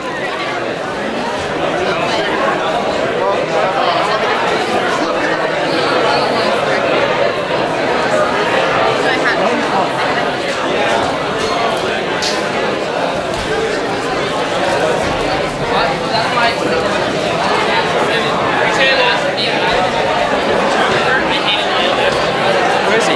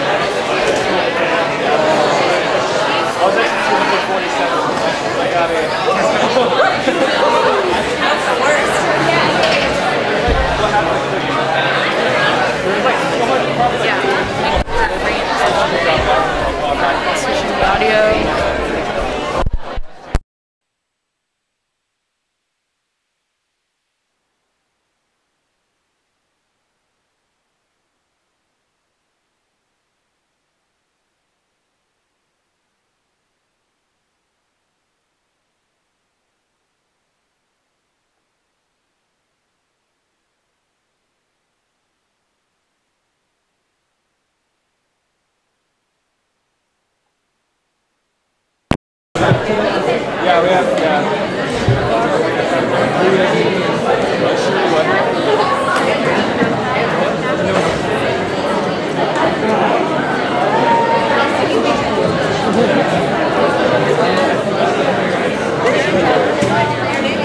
We've rehearsed that question a lot. We've rehearsed that question a lot. It's so funny how the universe changes. When we were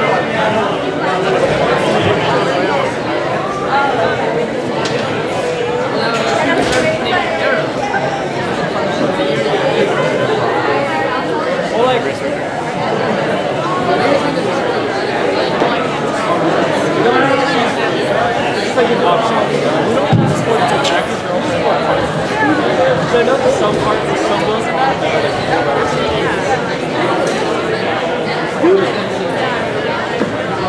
let's talk about consolidation. Because now it's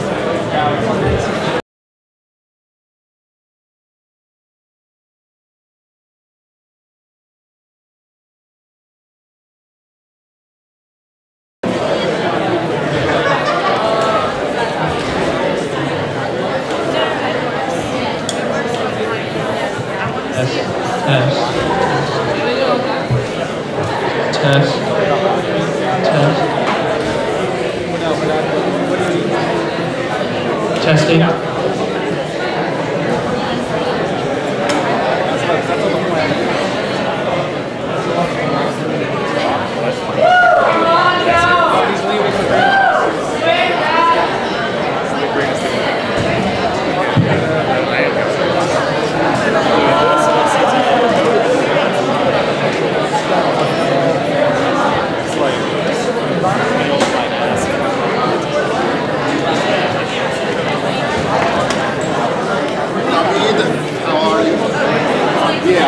most of it I got here like when they were asking about it.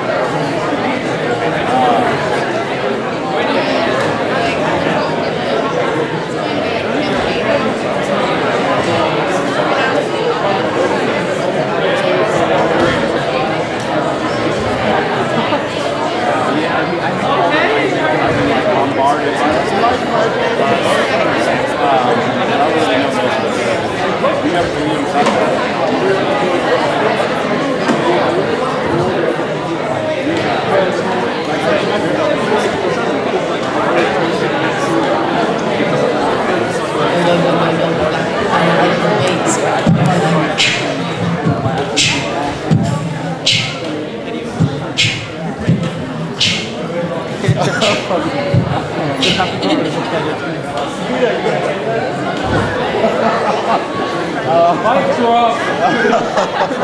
Just wait.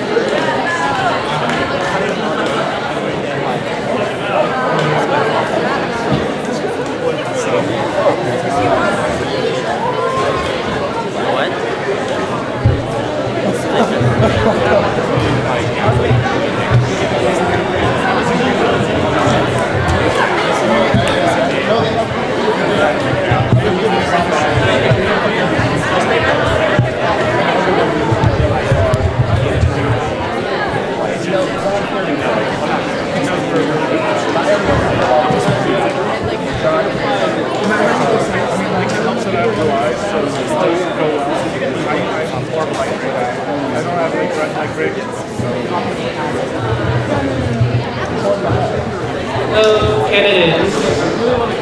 Hello, testing. Welcome to the 2014 ASUCD Executive Debate. Yay. These are your 3 executive tickets. Why don't you introduce yourself really quickly? 30 seconds or less. Armando? Hello everyone, my name is Armando Figueroa and I am currently your next ASUCD presidential candidate.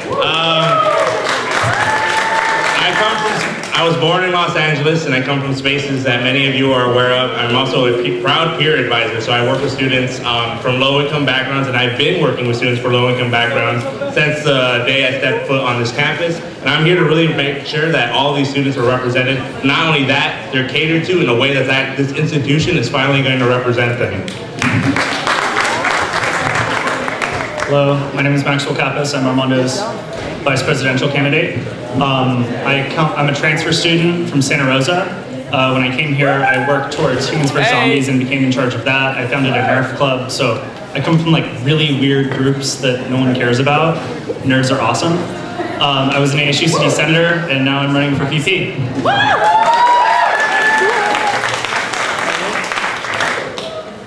Hi everybody, my name is Ryan Wonders, and I'm running for ASUCD president with the Now slate. I'm Sumita Guy. I'm a third year on campus, and I'm running for ASUCD Vice President. I'm a third year from Camarillo, California. I'm a political science and international relations double major, and I'm here to raise student wages and to bring live music back to the co-op. I would like to advocate for students on behalf of students to both the regions, the administration, and to legislators in Sacramento, and also I would like to unite our campus and promote Aggie Pride as well. Hey, I'm Hediya Haydari Najad. I'm running for president. I'm Chris. I'm from Ventura, and I'm running for vice president. Can you two, Hedja and Christopher, to speak extra loudly? It's kind of hard to hear you. Thank you very much. I'm Scott Dresser. I'm the campus editor for the esteemed California Aggie. And I'll be asking the questions for today's debate. For those who weren't here earlier, candidates, this is a debate, not a press release. Please utilize the rebuttal period in between questions. Because it's a smaller group than the Senate candidates, we'll give you a lot more time for rebuttals. Between every question, you guys can feel free to talk and figure all these things out. Audience, please be respectful, keep side chatter down, and absolutely no booing at any point. Thank you very much. And so I'm going to start with Armando, and then we're going to go to Christopher, and then Christopher, you'll start the next question, and we'll go back this way. Okay. Each question, you guys will have 2 minutes to answer between the ticket. You can figure out how you want to do that. And we'll give like a 2-minute rebuttal in between the questions. Okay, first question. How does your running slate represent your beliefs and platforms as a candidate? So I probably ran on the SMART slate last fall, and I was actually elected through the power of community mobilization. So one thing to really emphasize with that is that you go into spaces and you make sure that you're well immersed in these spaces and you understand their issues to a T. And when you go into these communities and you go into these orgs, you know exactly what to relay to them. You know exactly how you're going to represent them. You know exactly by day how you're going to advocate for them once you get to the Senate table, and how your past experience is actually going to translate into that. With SMART, I did exactly that, and I was able to get one of the most highest percentage of votes within my community just through that alone. It's representative because, you know, a lot of people are just going to have this misconception of oh, you know, this group and you only want to represent this group, which is complete BS to me, honestly, because this is where, you know, these students need a specific catering to, because honestly, who else is going to advocate for this? On the table, I was the only Chicano student senator, you know, and so there's a lot of issues lacking there. So when I was on that table, I was the only one really reaching out, making sure that this community felt heard. But not only that, these issues were being attached and noticed. And I'm very proud of SMART for doing that, because no one else is actually trying to make sure that this equilibrium is actually happening at the Senate table. I ran as an independent for Senate because I believe that as independents, you're able to work with people across lines easier and represent students who don't fall under either slate. And the reason I'm running with Armando is because I want to represent a wider range of students. And together we do that. We represent people who just don't even get involved in the ASUCD process, don't know much about it. Students who are historically disenfranchised, not just in ASUCD, but everywhere. And together, that's what we're running for.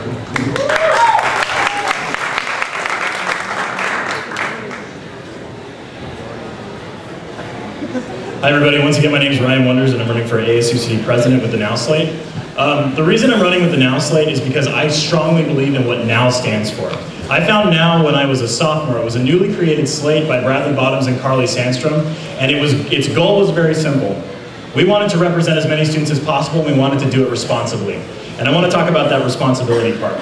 We strongly believe in something that's called the student-to-dollar ratio. The student-to-dollar ratio concept essentially accentuates the idea that students pay into ASUCD. All students pay into ASUCD. So there's no reason that every student shouldn't get the most of their money value out of ASUCD. And that's what Now seeks to accomplish, to spend our money responsibly and think critically about how we act. And that's why I'm running with Now. Alright, so a big part of why I'm running for Now is that Now ideals embody exactly what I believe should be accomplished on this campus as well. A big part of some of the Now ideals include connecting the community, enhancing student life. We believe those are issues that reach out to all students on campus and should be something that ASUCD represents all students with. So for example, events that we've put on in the past, 5K Stride for Aggie Pride, ASUCD Scholarship, these are initiatives and these are events that are reaching out to all students. We believe that that's essentially the point of ASUCD, to get everyone involved, everyone together and reach out to whoever is to be represented by ASUCD.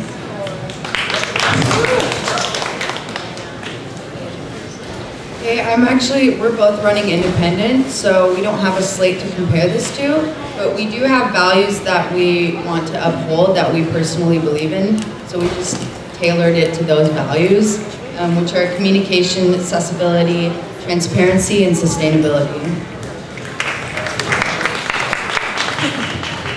I'm Chris, and can you guys hear me? Okay, I'm running for independent because I believe that by being independent shows that you're not creating a divide between students. You're willing to listen to both sides of the story. And by doing that, you work out a compromise between both the students and the administration, both one slate and the slate. You can see both sides of the issue. And by being independent, that really shows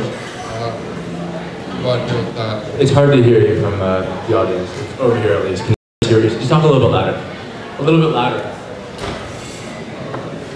Which part? What thing? The second part of that. Hard to hear. Okay, by being independent, it shows that you're not taking sides, not going to vote with the slate. You're going to listen to both sides of the issue, and that's what being independent is about for me. Thank you. What is your opinion on the current relationship between university administration and ASUCD? If elected, will you do anything to change it? Christopher and Hedra, you guys can start.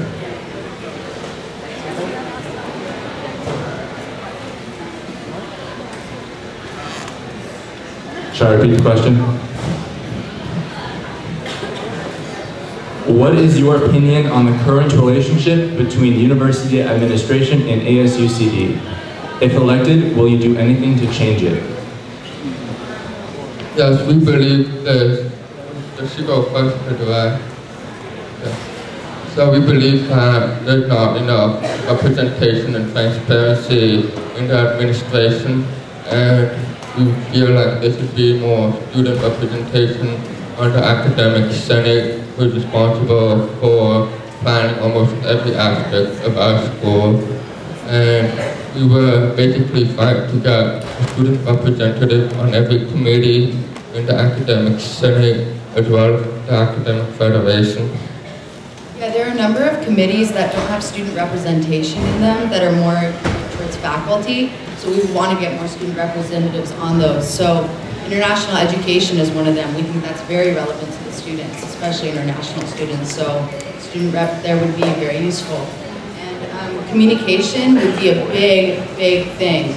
So the decision for winter break being cut down was made about 5 years ago without any dialogue with us. So, oh sorry, was I running out of time? Okay.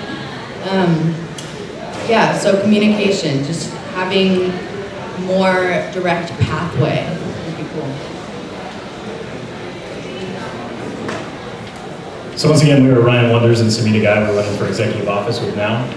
So thank you for the question. That's a good thing to bring up. I want to touch on the sentiment that I think towards administration, which is that I think a lot of times admin, whether or not they realize they're doing it or not, disenfranchises students.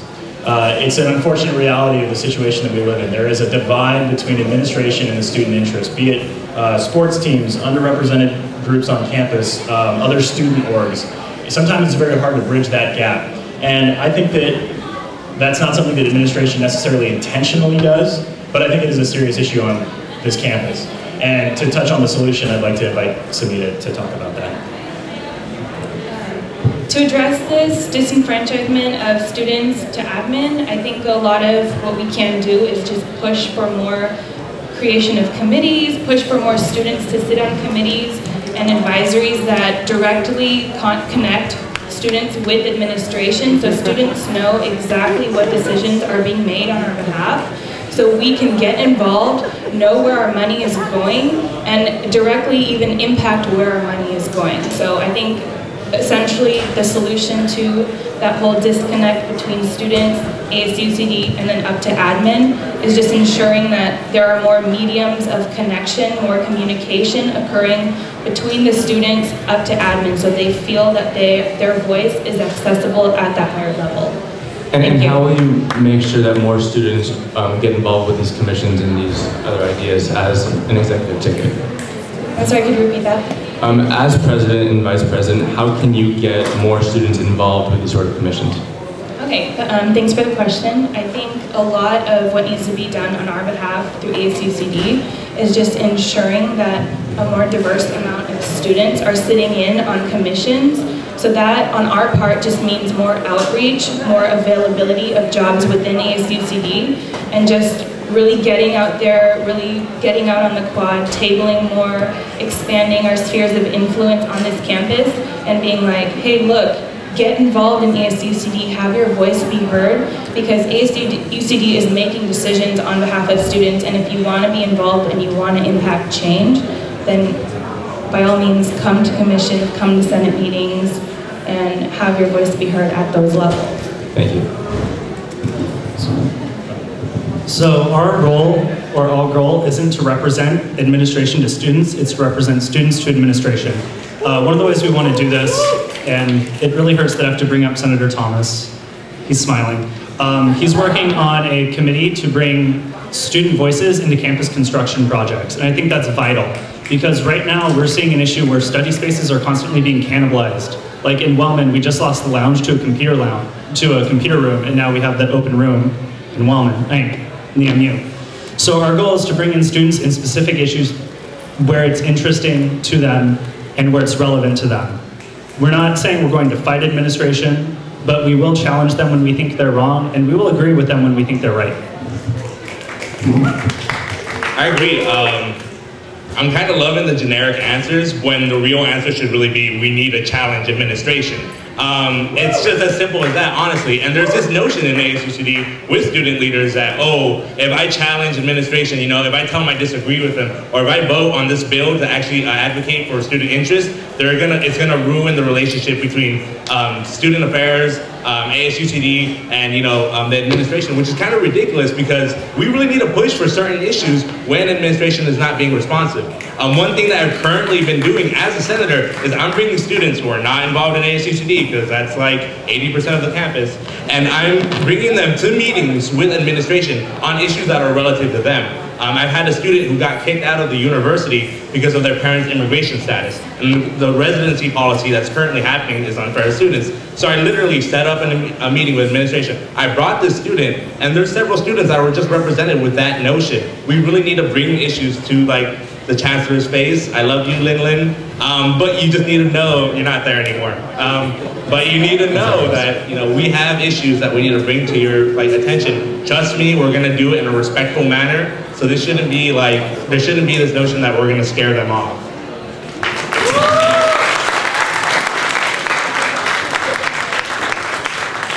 Any rebuttals to the first couple questions here?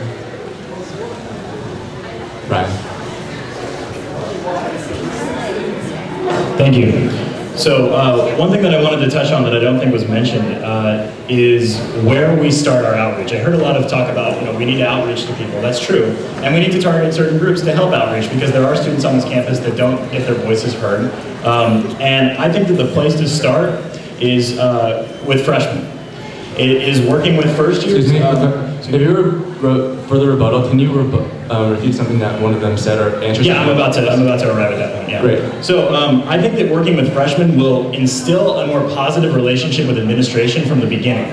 I recognize that students get in arguments with administration all the time, and I actually think that can be healthy. But I think we also need to be very strategic in how we work with our administration. Administration are people too. They have goals and they have a purpose on this campus, and we need to acknowledge that and try to work with them as best we can, because that's the way we get the student voice heard. When administration feels like we're playing for their team, well, we're also really doing a good job of representing our goals. I think that's how we need to represent ourselves to administration. Okay, and let's just make sure the rebuttals are addressing maybe someone up there right now. That way it's more of a dialogue between you guys. Starting with Armando, is there a cause or issue that the student government has not addressed within the past year that you would like to see pushed forward? Or starting with Armando and Maxwell. I think, let's see, there's many. Let's see some of my favorites. I think fair business practice is one of them, honestly. We talk about, there's many big issues happening on this campus. There's a lot of big movements happening on this campus. And when it comes to these movements, we like to think of it in like a very isolated way.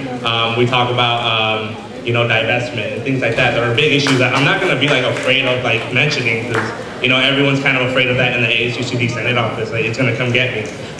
What we really need to talk about is like, yes, there's certain aspects of this campus that are involved with certain companies, but honestly, there's many more issues and like, global issues that we really need to think about. There's student rights issues. That's why I really love SMART in the way that it brings activism and advocacy together. In ASUCD, honestly, in the past year, it wasn't until pepper spray that I saw that ASUCD got involved in some form of activism. You don't see senators out on the quad when there's issues of like, student fees anymore. Because this is like, in the past year that I've been a part of ASUCD Senate, I feel that type of activism and that type of like relaying information has kind of died. So I really would love for ASUCD to join much more stronger. The activism movements on this campus are already happening, but not only that, making sure that advocacy is being relayed to administration. If that kind of makes sense, there'd be an external force, which is activism, and an internal force, which is advocacy, working together to really get this message across to not only administration, but even the Capitol. 30 seconds. It's a lot of time. I know this is super specific, but one of the issues I've seen that just ASUCD in general hasn't addressed is student organizations. Student organizations are not represented well in ASUCD and not directed towards, and we just kind of don't do much. We have Club Finance Council, but that's about the extent of what ASUCD wants to do. So what I want to do is work towards improving the outreach to student organizations from ASUCD, because it's a two-way street. We can't expect them to just talk to us, and I'm out of time. Thank you.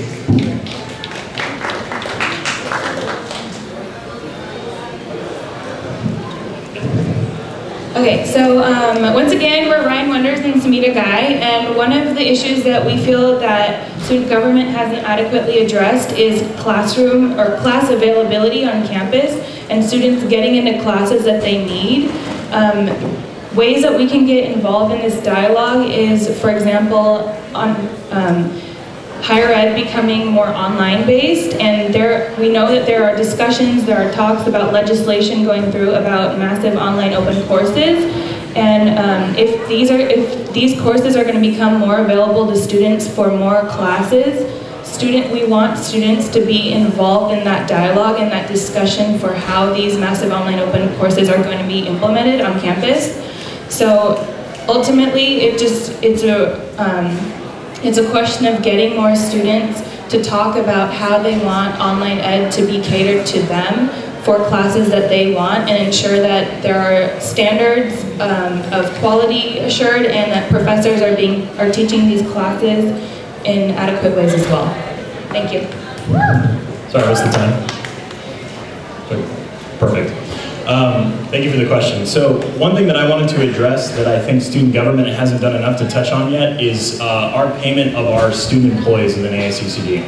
ASUCD is the largest employer of students in the entire Davis area. We should be setting the bar, yet instead we find ourselves chasing the bar every single year, falling behind on our payment of students. This includes both our hourly rate positions in the Coho, Unitrans, and other places like that, and our stipended positions. And our head game is all wrong. I watched in budget hearings last year as the ASUCD Senate, 10 out of 12 senators fought to keep their pay where it was, as we had spent 2 days cutting everybody else's pay, and it was unacceptable. It was unacceptable. And I think that over the course of the next year, we need to take some serious steps into readdressing how we evaluate how our students are paid so we can pay them respectfully and fairly. Thank you again. Thank you. I'm Ryan Wonders, and Samita Guy, we're running for executive office. One of the issues that I would address is transparency. So to delve into that a little bit further, when you go online and look up where our tuition fees are going, it's outlined that tuition has 11,000 something, student service fees has 900 something, campus-based fees has 1,700, and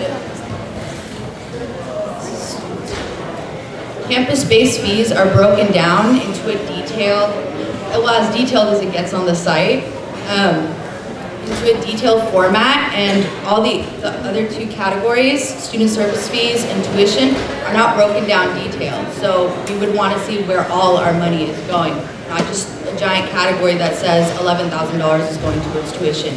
What does that comprise of? I want to know. Another issue I'd like to talk about is not enough student representation outside the university, which is talking about the city council. Our student population makes almost 50% of the city population, and it's quite attainable if you got a student representative elected to the city council this year. Berkeley is doing the same thing, and they have a lower percentage of students in their city than we do. And I feel like getting a student representative on city council would do a lot for us, because they will be the voice of our students within the city, and they will have a vote in the issues as well. Thank you. From now on, no more introductions. We know who you guys are at this point, so thank you very much for that. Hedger and Christopher, you guys can start this question. What distinguishes you from the other executive candidates? Is that for us, first one? That's for Hedger and Christopher. Oh, I'm sorry about that. Well, I feel as an underrepresented student on campus, I have an idea of how underrepresented students feel like their issues are not being met by the administration. And because I can relate to that, I feel I am a good person for underrepresented students who come to talk to voice their concerns. Voice their concerns to. Thank you. I'm part of the freestyle group on campus, so that's about it.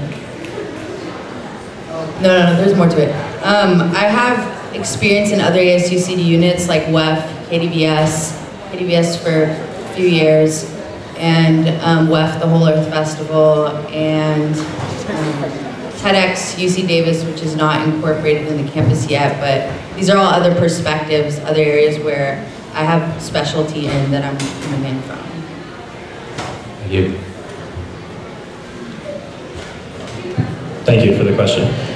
So I want to talk about my own personal experience as an ASUCD senator. For those of you who don't know, I was an intern to a senator, current Vice President Bradley Bottoms, before my election in winter 2013, and then I've served my Senate term since then. I'll be terming out at the end of this quarter.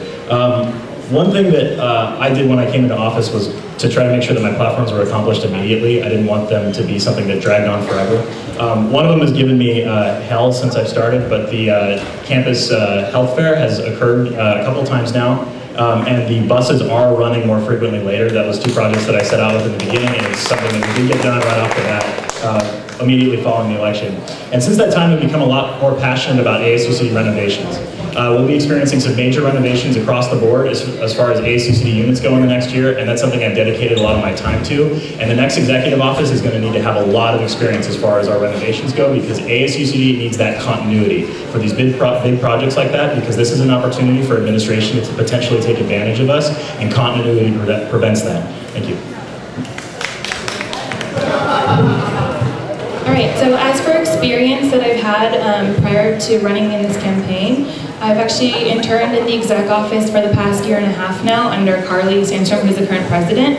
And I've helped her out with various initiatives and just volunteering for her office. So that's some of the experience that I have. Also, I've worked for Picnic Day. I started my freshman year as an assistant director. I was a director last year on the board. And also another part of my involvement within ASUCD is through Lobby Corps, through student advocacy. I'm currently, or was up until recently, the external director for Lobby Corps, and that included a lot of just external outreach from the association to legislative offices in Sacramento, just discussing bills, discussing legislation, and discussing issues that are really important to us as students. So I've been involved in that since my freshman year as well. Thank you. So I came here as a transfer student, which means I've been at another school. I've experienced what it's like having difficulty with outreach and just getting to know people. And I must say, we have it a lot better here than at a junior college. The community is stronger, clubs are stronger, everything's stronger. So I've come from places where it's not as easy to meet people and do things. I know that's like vague. I'm the president of a club. When I came here, my goal wasn't to become a politician. I didn't even want to found a club. Things just happen. It gets thrust upon me. I'm not here as a politician. I'm here as a student leader. And that's why I'm running, because we need student leaders, not just politicians. Let me tell you, this campaign has been a long time coming. We will be the first progressive, ASUCD exec office in over 7 years. And what does that mean? That means that you'll get advocacy coming from certain parts of campus that you have not seen at all for these past 7 years. With this, this just tells you right here, we're willing to compromise. This tells you we're from 2 different parts of campus that already acknowledge that, okay, one person isn't going to be representative of an entire student population. I need to outreach to more people, and we're going to disagree. That's what happens. We can't act like clones, because my skin's darker. We can't act like clones, because we're not, honestly. This is a dual party system that we want to represent more people. We're not going to keep playing into this, me and Max want to boost our resumes, but me and Max are looking out for both sides of campus that's really happening. With this type of experience, we have both external, we have experience outside of ASUCD. We've been having ASUCD experience as both senators, and I kind of want to relay the information that another candidate just said, that there needs to be this continuity. I don't think it's going to get, I think this continuity is being fulfilled by 2 senators. The disenfranchisement and the misrepresentation of students is just going to happen less. And even if there is going to be disagreements, there's going to be disagreements within our office, first of all, so that way we can actually work it out within everyone. Thank you so much.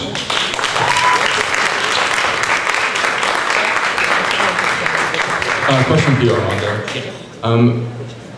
What are some examples of... excuse me? Yes. Were there direct responses? Did we do that?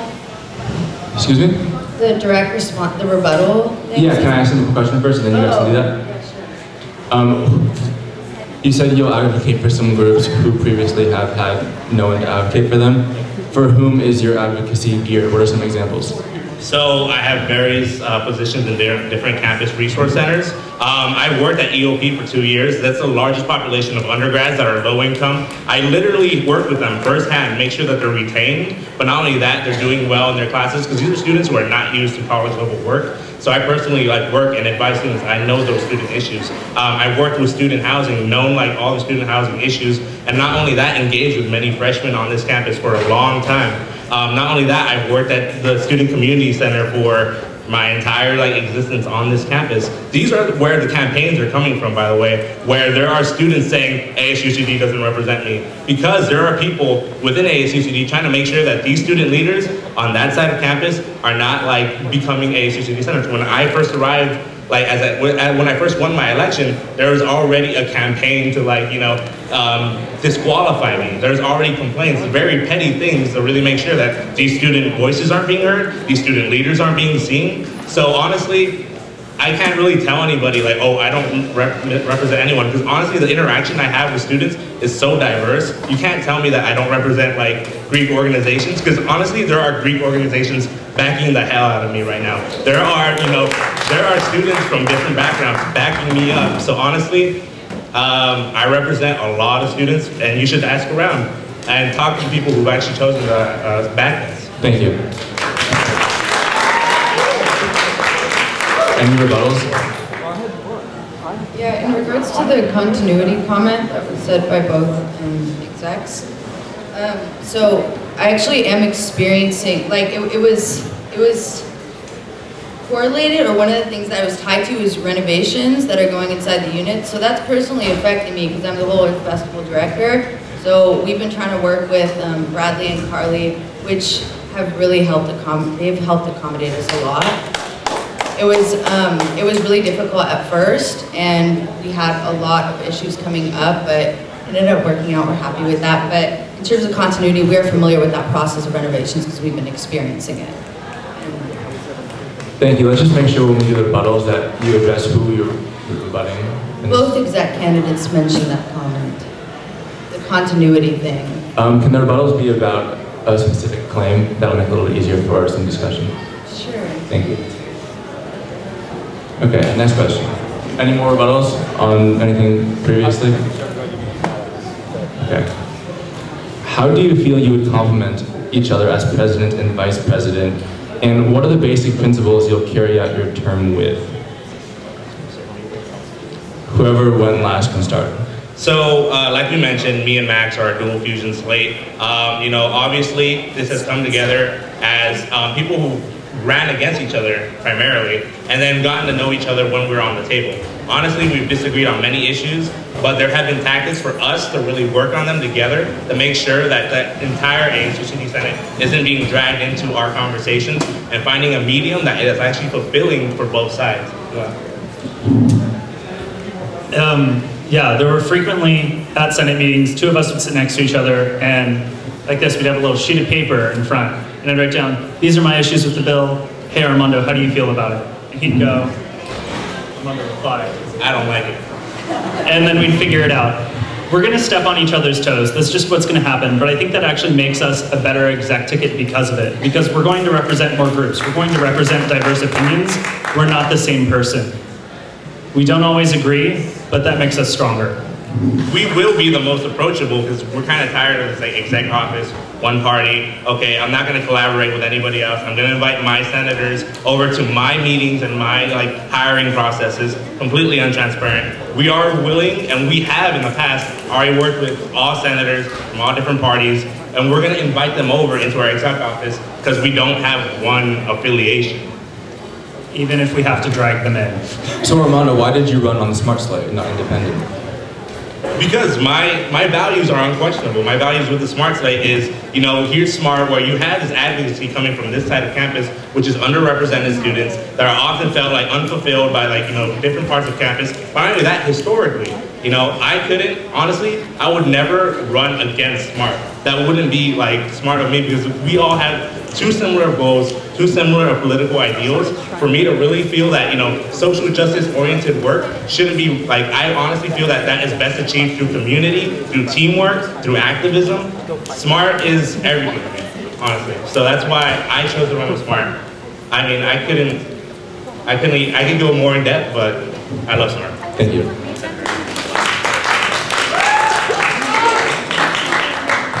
Okay, thank you for the question. So I want to talk about the dynamic that Samita and I have as a team. I think that an executive ticket should share values. I think that that's very important, and I'll tell you what I mean by that. Two people's values should align. you should want to work for the same things and have the same common goal in mind, because you should have two people working together to better the school as with the same concept. Now, there's nothing wrong with disagreement. In fact, I encourage it. And Samita has called BS on a lot of stuff that I've done in this campaign so far, and frankly, I think it's made us stronger. But my concern is that, if you had a ticket that was too opposed to each other in the executive office, it could slow down the functioning. And that was something that I think Samita and I really wanted to address when we wanted to run together. We made sure that our values lined up, and we made sure that, disagreeing was okay and calling each other out was okay, but that we had the same values and we had the same goals for this university. I think that's something that we've done very well together.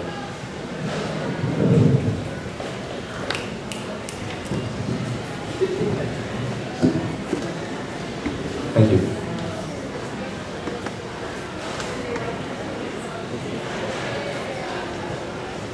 So, I agree with Max and Amanda that both candidates should complement each other by being different rather than similar in every aspect. And we do share the same values, but our positions are different. The president is more involved with the overall campus and city representation, while the vice president works with the Senate on a lot of issues, as well as additional areas of the school and the city. But I feel we share a lot of similar values, but we have different ways of solving things.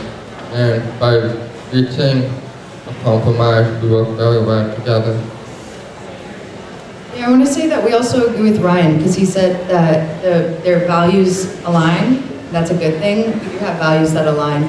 But we're also very open to other people, and their values. And there's different perspectives that make up everything.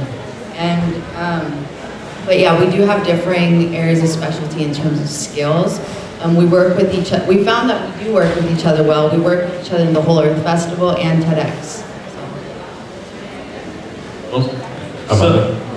So to kind of address one statement, particularly that two candidates cannot work together, it'd be less, let's say, it would be less efficient. I completely disagree with that. Honestly, me and Max have worked together on several issues, and we have been we have been cranking out, this type of process in a way that, is not only more inclusive, but honestly, it's been efficient. You can't really tell us that we're the ones who are not working the hardest, just because we have different viewpoints. Honestly, I think that notion's kind of old and dry. We've been working together. It's not that radical and extreme, and this is something I would still call a progressive executive office. And it would be different even if it was just Max. And it would be different if it was just me. That I would still call that a very progressive space to really call the head of the university. Or not the head, but the head of this department. Ryan? So to clarify an earlier point and to respond to that, my reference was not necessarily to disagreements making it an inefficiency, it's a disparity in values. It's not necessarily that two individuals will disagree with each other, it's that their common goals are different. And to respond directly to former Senator Figueroa and former Senator Kappas, I am personally curious about how their extremely different voting records would line up for an effective executive office. Major issues, topics, things like divestment, Islamophobia, ethnic grads, very different viewpoints, and I'm kind of curious how that would play off in an executive office role. Would the president make the ultimate call on that? How much dialogue would exist? And I think that's something that I'm personally curious about, and I've had students approach me about that, so I think that deserves an answer. Hey Armando, do you want to help the students? Of course I do. Oh man, we agree on something. So even though, never say that again. One of our many disagreements. Just because we've been opposed on certain issues, smaller issues generally, doesn't mean we're going to be opposed to each other in general. Our goals are the same. We want to help students. We want to represent students. How we go about that may be differently. Well, maybe different, but that doesn't mean that we're going to be at each other's throats. That doesn't mean we're going to have uncivil discourse. It just means that we have a different approach. So let's talk about those issues that we disagree with. Now let's talk about divestment, and let's talk about how divestment went down. So when divestment came to the table, you had a vice president openly writing a letter against legislation. One no-no. Second, you had senators at the table voting against it going to a commission that it rightfully belonged to go to, just to kill it. So honestly, that type of issue, one, invisibilizes an entire community, invisibilizes an entire movement. So, not even saying my opinion on this legislation, but just my bureaucratic know-how of how this process works. We know that if we have different viewpoints on this, no, it's not going to just be the executive calling the final shots, but honestly, me and Max have already been checking each other on a lot of things. And not only that, when it came to invisibilizing that community, that's not going to happen if it comes up again. What's going to happen is I'm going to talk to these students. Max is going to talk to other students. They're going to disagree. Me and Max are going to talk about it, you know? It's not hard to talk about. I got stopped at the quad to talk about divestment. Someone disagreed with it, and they talked to me for about 30 minutes. I'm not going to be the one like last year where senators literally wrote off, shrugged off the concerns of thousands of students and ignored them completely. That kind of make sense? If there are no more rebuttals, I'm going to ask another. Okay. Looking at the current executive office, what do you feel are their strengths and their weaknesses?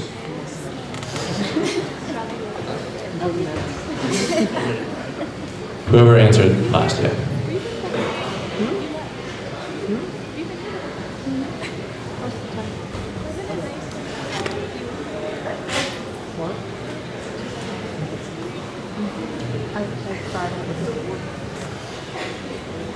I'm quite surprised it's all you guys.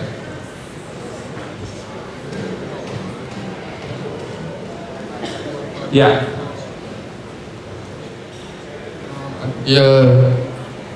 Bradley and Carly have done a great job with alleviating the burden of student fees by developing scholarships for students and raising money for these grants.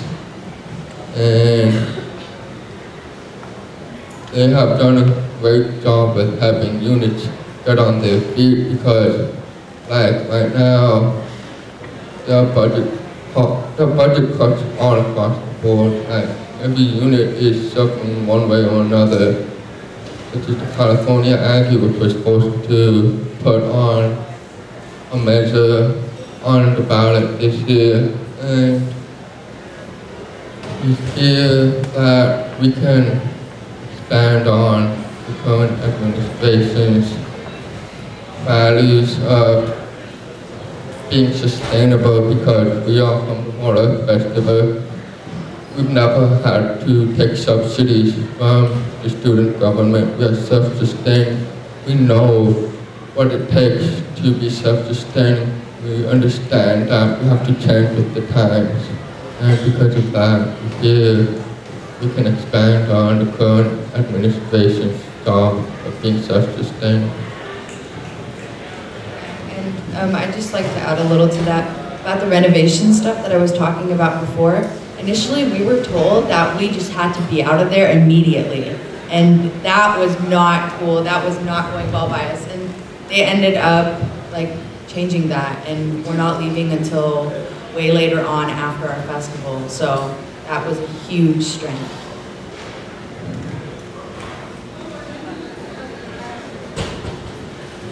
Right, so to address the question about strengths and weaknesses of the current exec office, I'd just like to say that both Carly and Bradley, for a lot of the initiatives that they push for and the projects that they push for, they're very student-centered, and I think they both have a strong passion for helping students out in general, and I think they're very aligned ideologically, which helps them out.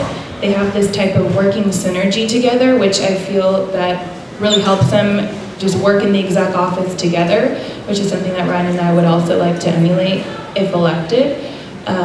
Also, however, just if you're so like-minded, oftentimes it can also maybe be a weakness also. So just going off of that, it's oftentimes not the best to be so similar in your ideologies, and it's also opening up the exec office for other opinions, other ideas to come in. So. Okay, so to address that question, I feel that the current executive office has, starting with a weakness, I echo what Samita said, that the executive office is two very similar people. In fact, three, if you count the controller, very similar people, like-minded individuals. And I think sometimes it's necessary for there to be a check within a group of people making decisions like that, because especially if they agree on so many things. I wouldn't call that a major weakness, but I would say it's definitely something that could be addressed. On a positive, this executive office has been such a massive improvement to what this association has known over the last few years. The transparency afforded by this president has been unprecedented in light of recent executive offices. It has been a massive improvement, and I think they deserve to be absolutely, completely commended for the improvement over time. They've done a wonderful job opening the doors that were closed not 1 year ago. And I really can't commend them more for what they've done for that. Thank you. Speaking of transparency, it's what I have written down. So I've had a couple issues with this executive office, and previous executive offices, in fact. Not all of this is their fault. One of the issues I found is unit director interviews. As a senator, if you're an adoptive senator for a unit, you are invited to the unit's unit director interview. That means is you get a say in who is hired next for that unit. I was never invited to any. I was invited to one by the unit director because they told me, because I asked them to tell me. I'm supposed to be invited, I'm not. It's not just me, other people have this problem. Budget meetings with unit directors. This is something that I think is really important. I think the exec should be inviting senators, especially the adopted senator, to these budget meetings with the unit directors. If senators don't know how the exec came to the conclusion of the budget without having to explicitly meet them, and instead of just going to the meeting with the unit director and seeing how that is formed, that's very pivotal, but it's not provided. Another issue I had was the hiring process for the controller of the previous year. The problem with that was the posting was made at an exact time, and within less than a minute, 2 senators from the party of the exec office were already on the interview process, and there was no say in the controller hiring for anyone outside of that party. Those are some major issues I have with this exec office. They do work hard, that is true, but these are problems I have, and I think that we could address. Just to speak on how hard they're working, honestly, I've never seen an exec team go from meeting to meeting to meeting, miss class so selflessly, to really make sure that they're working with administration, and they are getting access to a lot of things that I really commend them for. I've never really seen them, I've never really seen them take a break from writing emails and stuff like that. So I want to reiterate that they're really hard workers, honestly, but there is a lot of things I disagree with. One thing that I just cannot stand, that's kind of a notion in ASUCD Senate, is bureaucratic justifications just to really vote no on things you do not want to support. You'll have senators, you'll have the president go, I vetoed this because the budget for this year isn't looking so good, or I vetoed this because I don't, you know, I don't like how this bill was written, which is complete like poppycock. Honestly, because there should be this transparency of like, you know, like Max said, why didn't you vote on this? Just say it, you know, and be on with it, honestly, because we want to address those concerns and not the BS bureaucratic notions that you brought with you. Thank you. So the fee initiative for the Aggie newspaper, $3.88 total per quarter. Do you agree with it, yes or no? And if you were exec, would you author a fee initiative to pass your goals? Are you open to that idea? And how much so? So, I agree with it. I'm voting yes on it. Max is, you know, well, Max will give you his very obvious answer in a second. And we are pushing for it. Would I pass a fee initiative? I think one really critical thing is really passing out campus surveys, and not only that, really scoping the campus and making sure what communities are being affected with a fee increase, if anything. The Aggie was something very critical because 1, you have like a staff of volunteers. 2, you'll have like, you have the service that would not be existent for a year. And 3, it literally got pushed out of the meetings of the other fee initiatives just so that no one had to worry about it. Other fee initiatives got pushed back to a year where the Aggie was very critical that it needed to happen now, which I thought was quite unfair. When I pass one, honestly, I would get the scope of what we're dealing with and what the service is. I don't know if that's really makes sense, but honestly, a fee initiative is great because you get students to like vote. Honestly, it'd be their say in the end of it. If I wanted to pass a fee initiative to get more affordable textbooks, you know, it's the student's choice. I would present it if anyone presented it to me, and then the students ultimately choose. Yeah, and the question is, would you author it, not would you pass it? Yes. You need students to vote for it to pass. Yeah. I think I've authored it. So I'm a co-author on the Aggie fee referendum. I've been meeting with them since spring about it. I think it's very important. It's going to improve the Aggie. We're going to have a better campus newspaper. I'm excited. There's actually in the works a fee referendum that's pretty all-encompassing.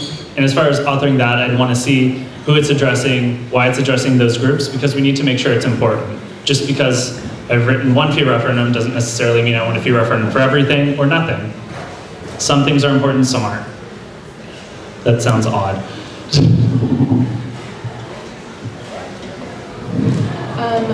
So the fee initiative is going to vote on the ballot for next week, so it's ultimately up to the students to decide democratically if they would like to pay money into the Aggie. However, we are supportive of saving the Aggie. We believe it's a vital resource on campus.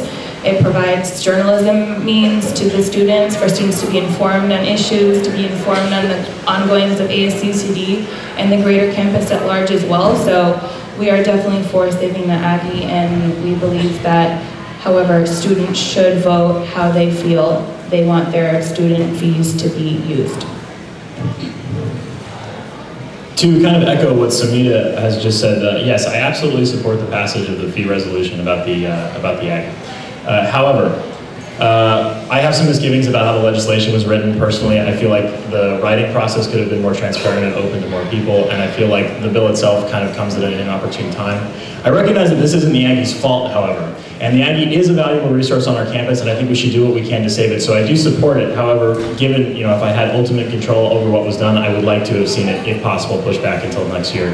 But at the time, as it stands, the reality is that the Aggie needs the money now, and therefore I support the referendum. To talk about passing referendums in the future, there is likely to be a major fee referendum on the winter 2015 ballot that will be a very all-encompassing one. It will cover things like the Green Initiative Fund or ASUCD's General Fund or Unitrans and other major things like that that will really help a lot of students. And I think that that is a more ideal situation to be doing a fee referendum, because it invites a much more widespread dialogue and much more open discussion about what a fee referendum really means for the student body and how it will affect people and what issues the students care about most. And I think that since we have more time to plan for that fee referendum might be executed fairly well, and that would be something I'd be willing to do in the executive office. Thank you.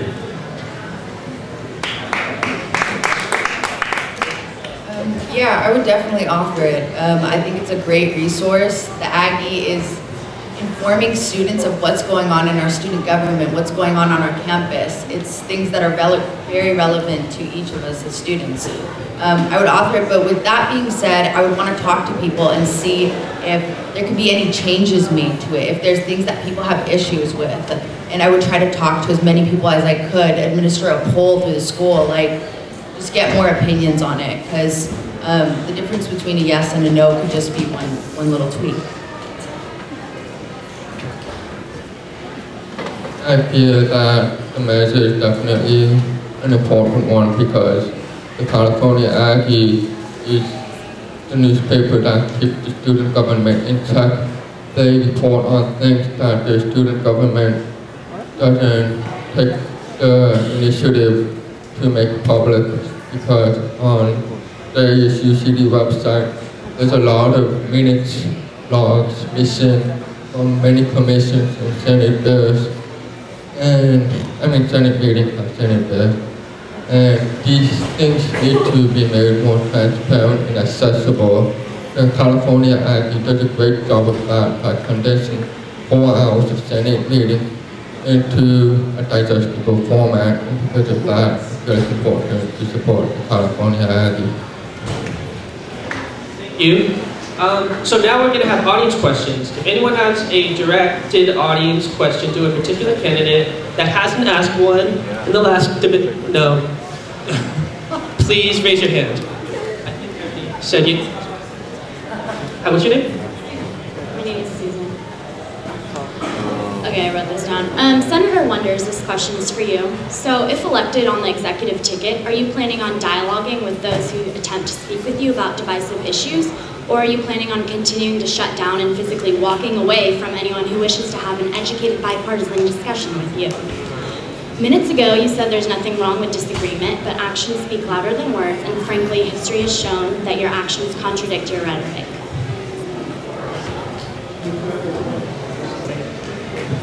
Thank you for the question. So I'm assuming this question is related to divestment. I think I recall what you're talking about. Thank you.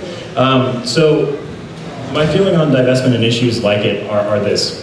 I recognize that the executive office has a very different role than the senator's role. The executive office's job is to represent all students on campus, while as a senator may have to be more loyal to a specific group of students based on whether or not they view them as their constituency or they voted for them or so on. I don't think it's fair to delegitimize the feelings of any student, and I apologize that if in the past it may have come across as I wish to brush off the feelings of other students. It was not my intention. I will, however, in the executive office, maintain my conscience, but I will maintain an open dialogue as well. I believe that specifically on the issue of divestment, there should be a forum held in which groups viewing from either side can come and have a dialogue prior to legislation being passed, because I don't believe that a legislation table is the place for dialogues, the dialogue about divestment to begin. I feel that the more appropriate place to start is with an open discussion, perhaps with a moderator, and I would be very open to something like that. And of course, I would be open to meeting with any student who had any issues to address with me. And I'll be happy to take any other questions you have at this time. Thank you. We have to go very, very soon because the Senate people are leaving. So one more question. Well, you pick somebody. Yeah.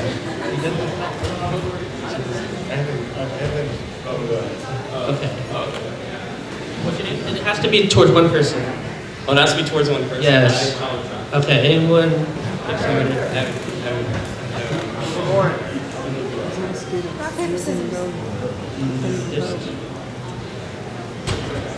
Is it towards one? Okay. Yes. Max. Hi. What are you going to do specifically about getting American Express accepted in the Coho?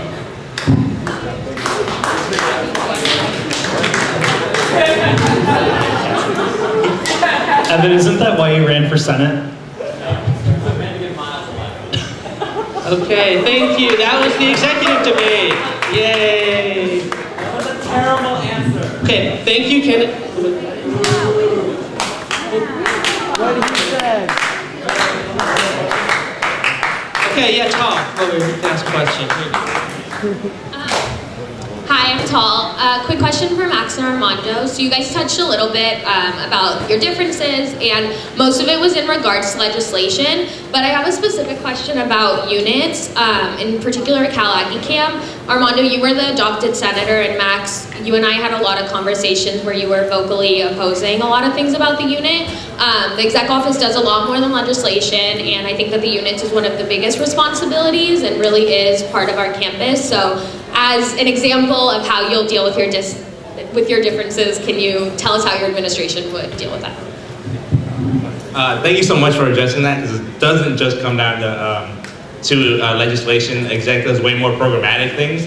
Me and Max have talked about various different venues for us to actually get the most productive work out of it. We are trying right now to reach mediums where we see it's very possible to not only advocate for the units at the correct amount. So we're talking about getting interns, getting people in on these types of projects to not only make the exec office more approachable, but honestly get them started and have this leadership kind of building. If it's kind of an issue that we are distant on, and we can find this medium through our different positions here or our different positions in the exec office. 5 seconds. I'm assuming you want me to address Cal Aggie Camp specifically as well. 20 seconds. I'm not going to willy-nilly cut a unit, especially one that large. What I want to do is work with administration to see if we can, I don't want to say lob it back towards them, but find a way for admin to work with us on it. I don't see Cal Aggie Camp as something that's really should be under the jurisdiction of ASUCD. It's something that reflects the campus as a whole and not student government specifically. So I would try to maintain it, but I want to work with administration so they help us and not throwing it all at us. I hope that answers that. Okay. Thank you all. So we had to rush, but yeah, you're welcome. So I would like to thank Scott Dresser from the Aggie for preparing the questions and asking them. Aggie TV for filming, the Campus Recreation for setting up and taking down, and all the candidates for coming. Thank you all, and good luck in your election. February 18th through the 21st online. Good luck.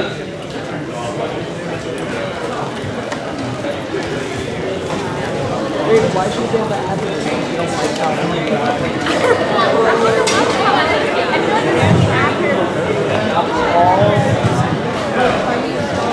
I've been looking at Scrubber was in the back.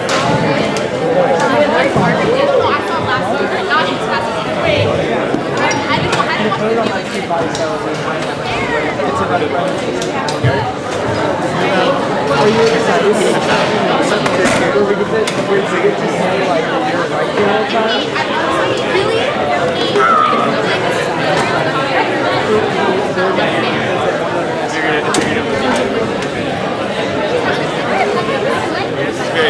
But I think it would have been worthwhile.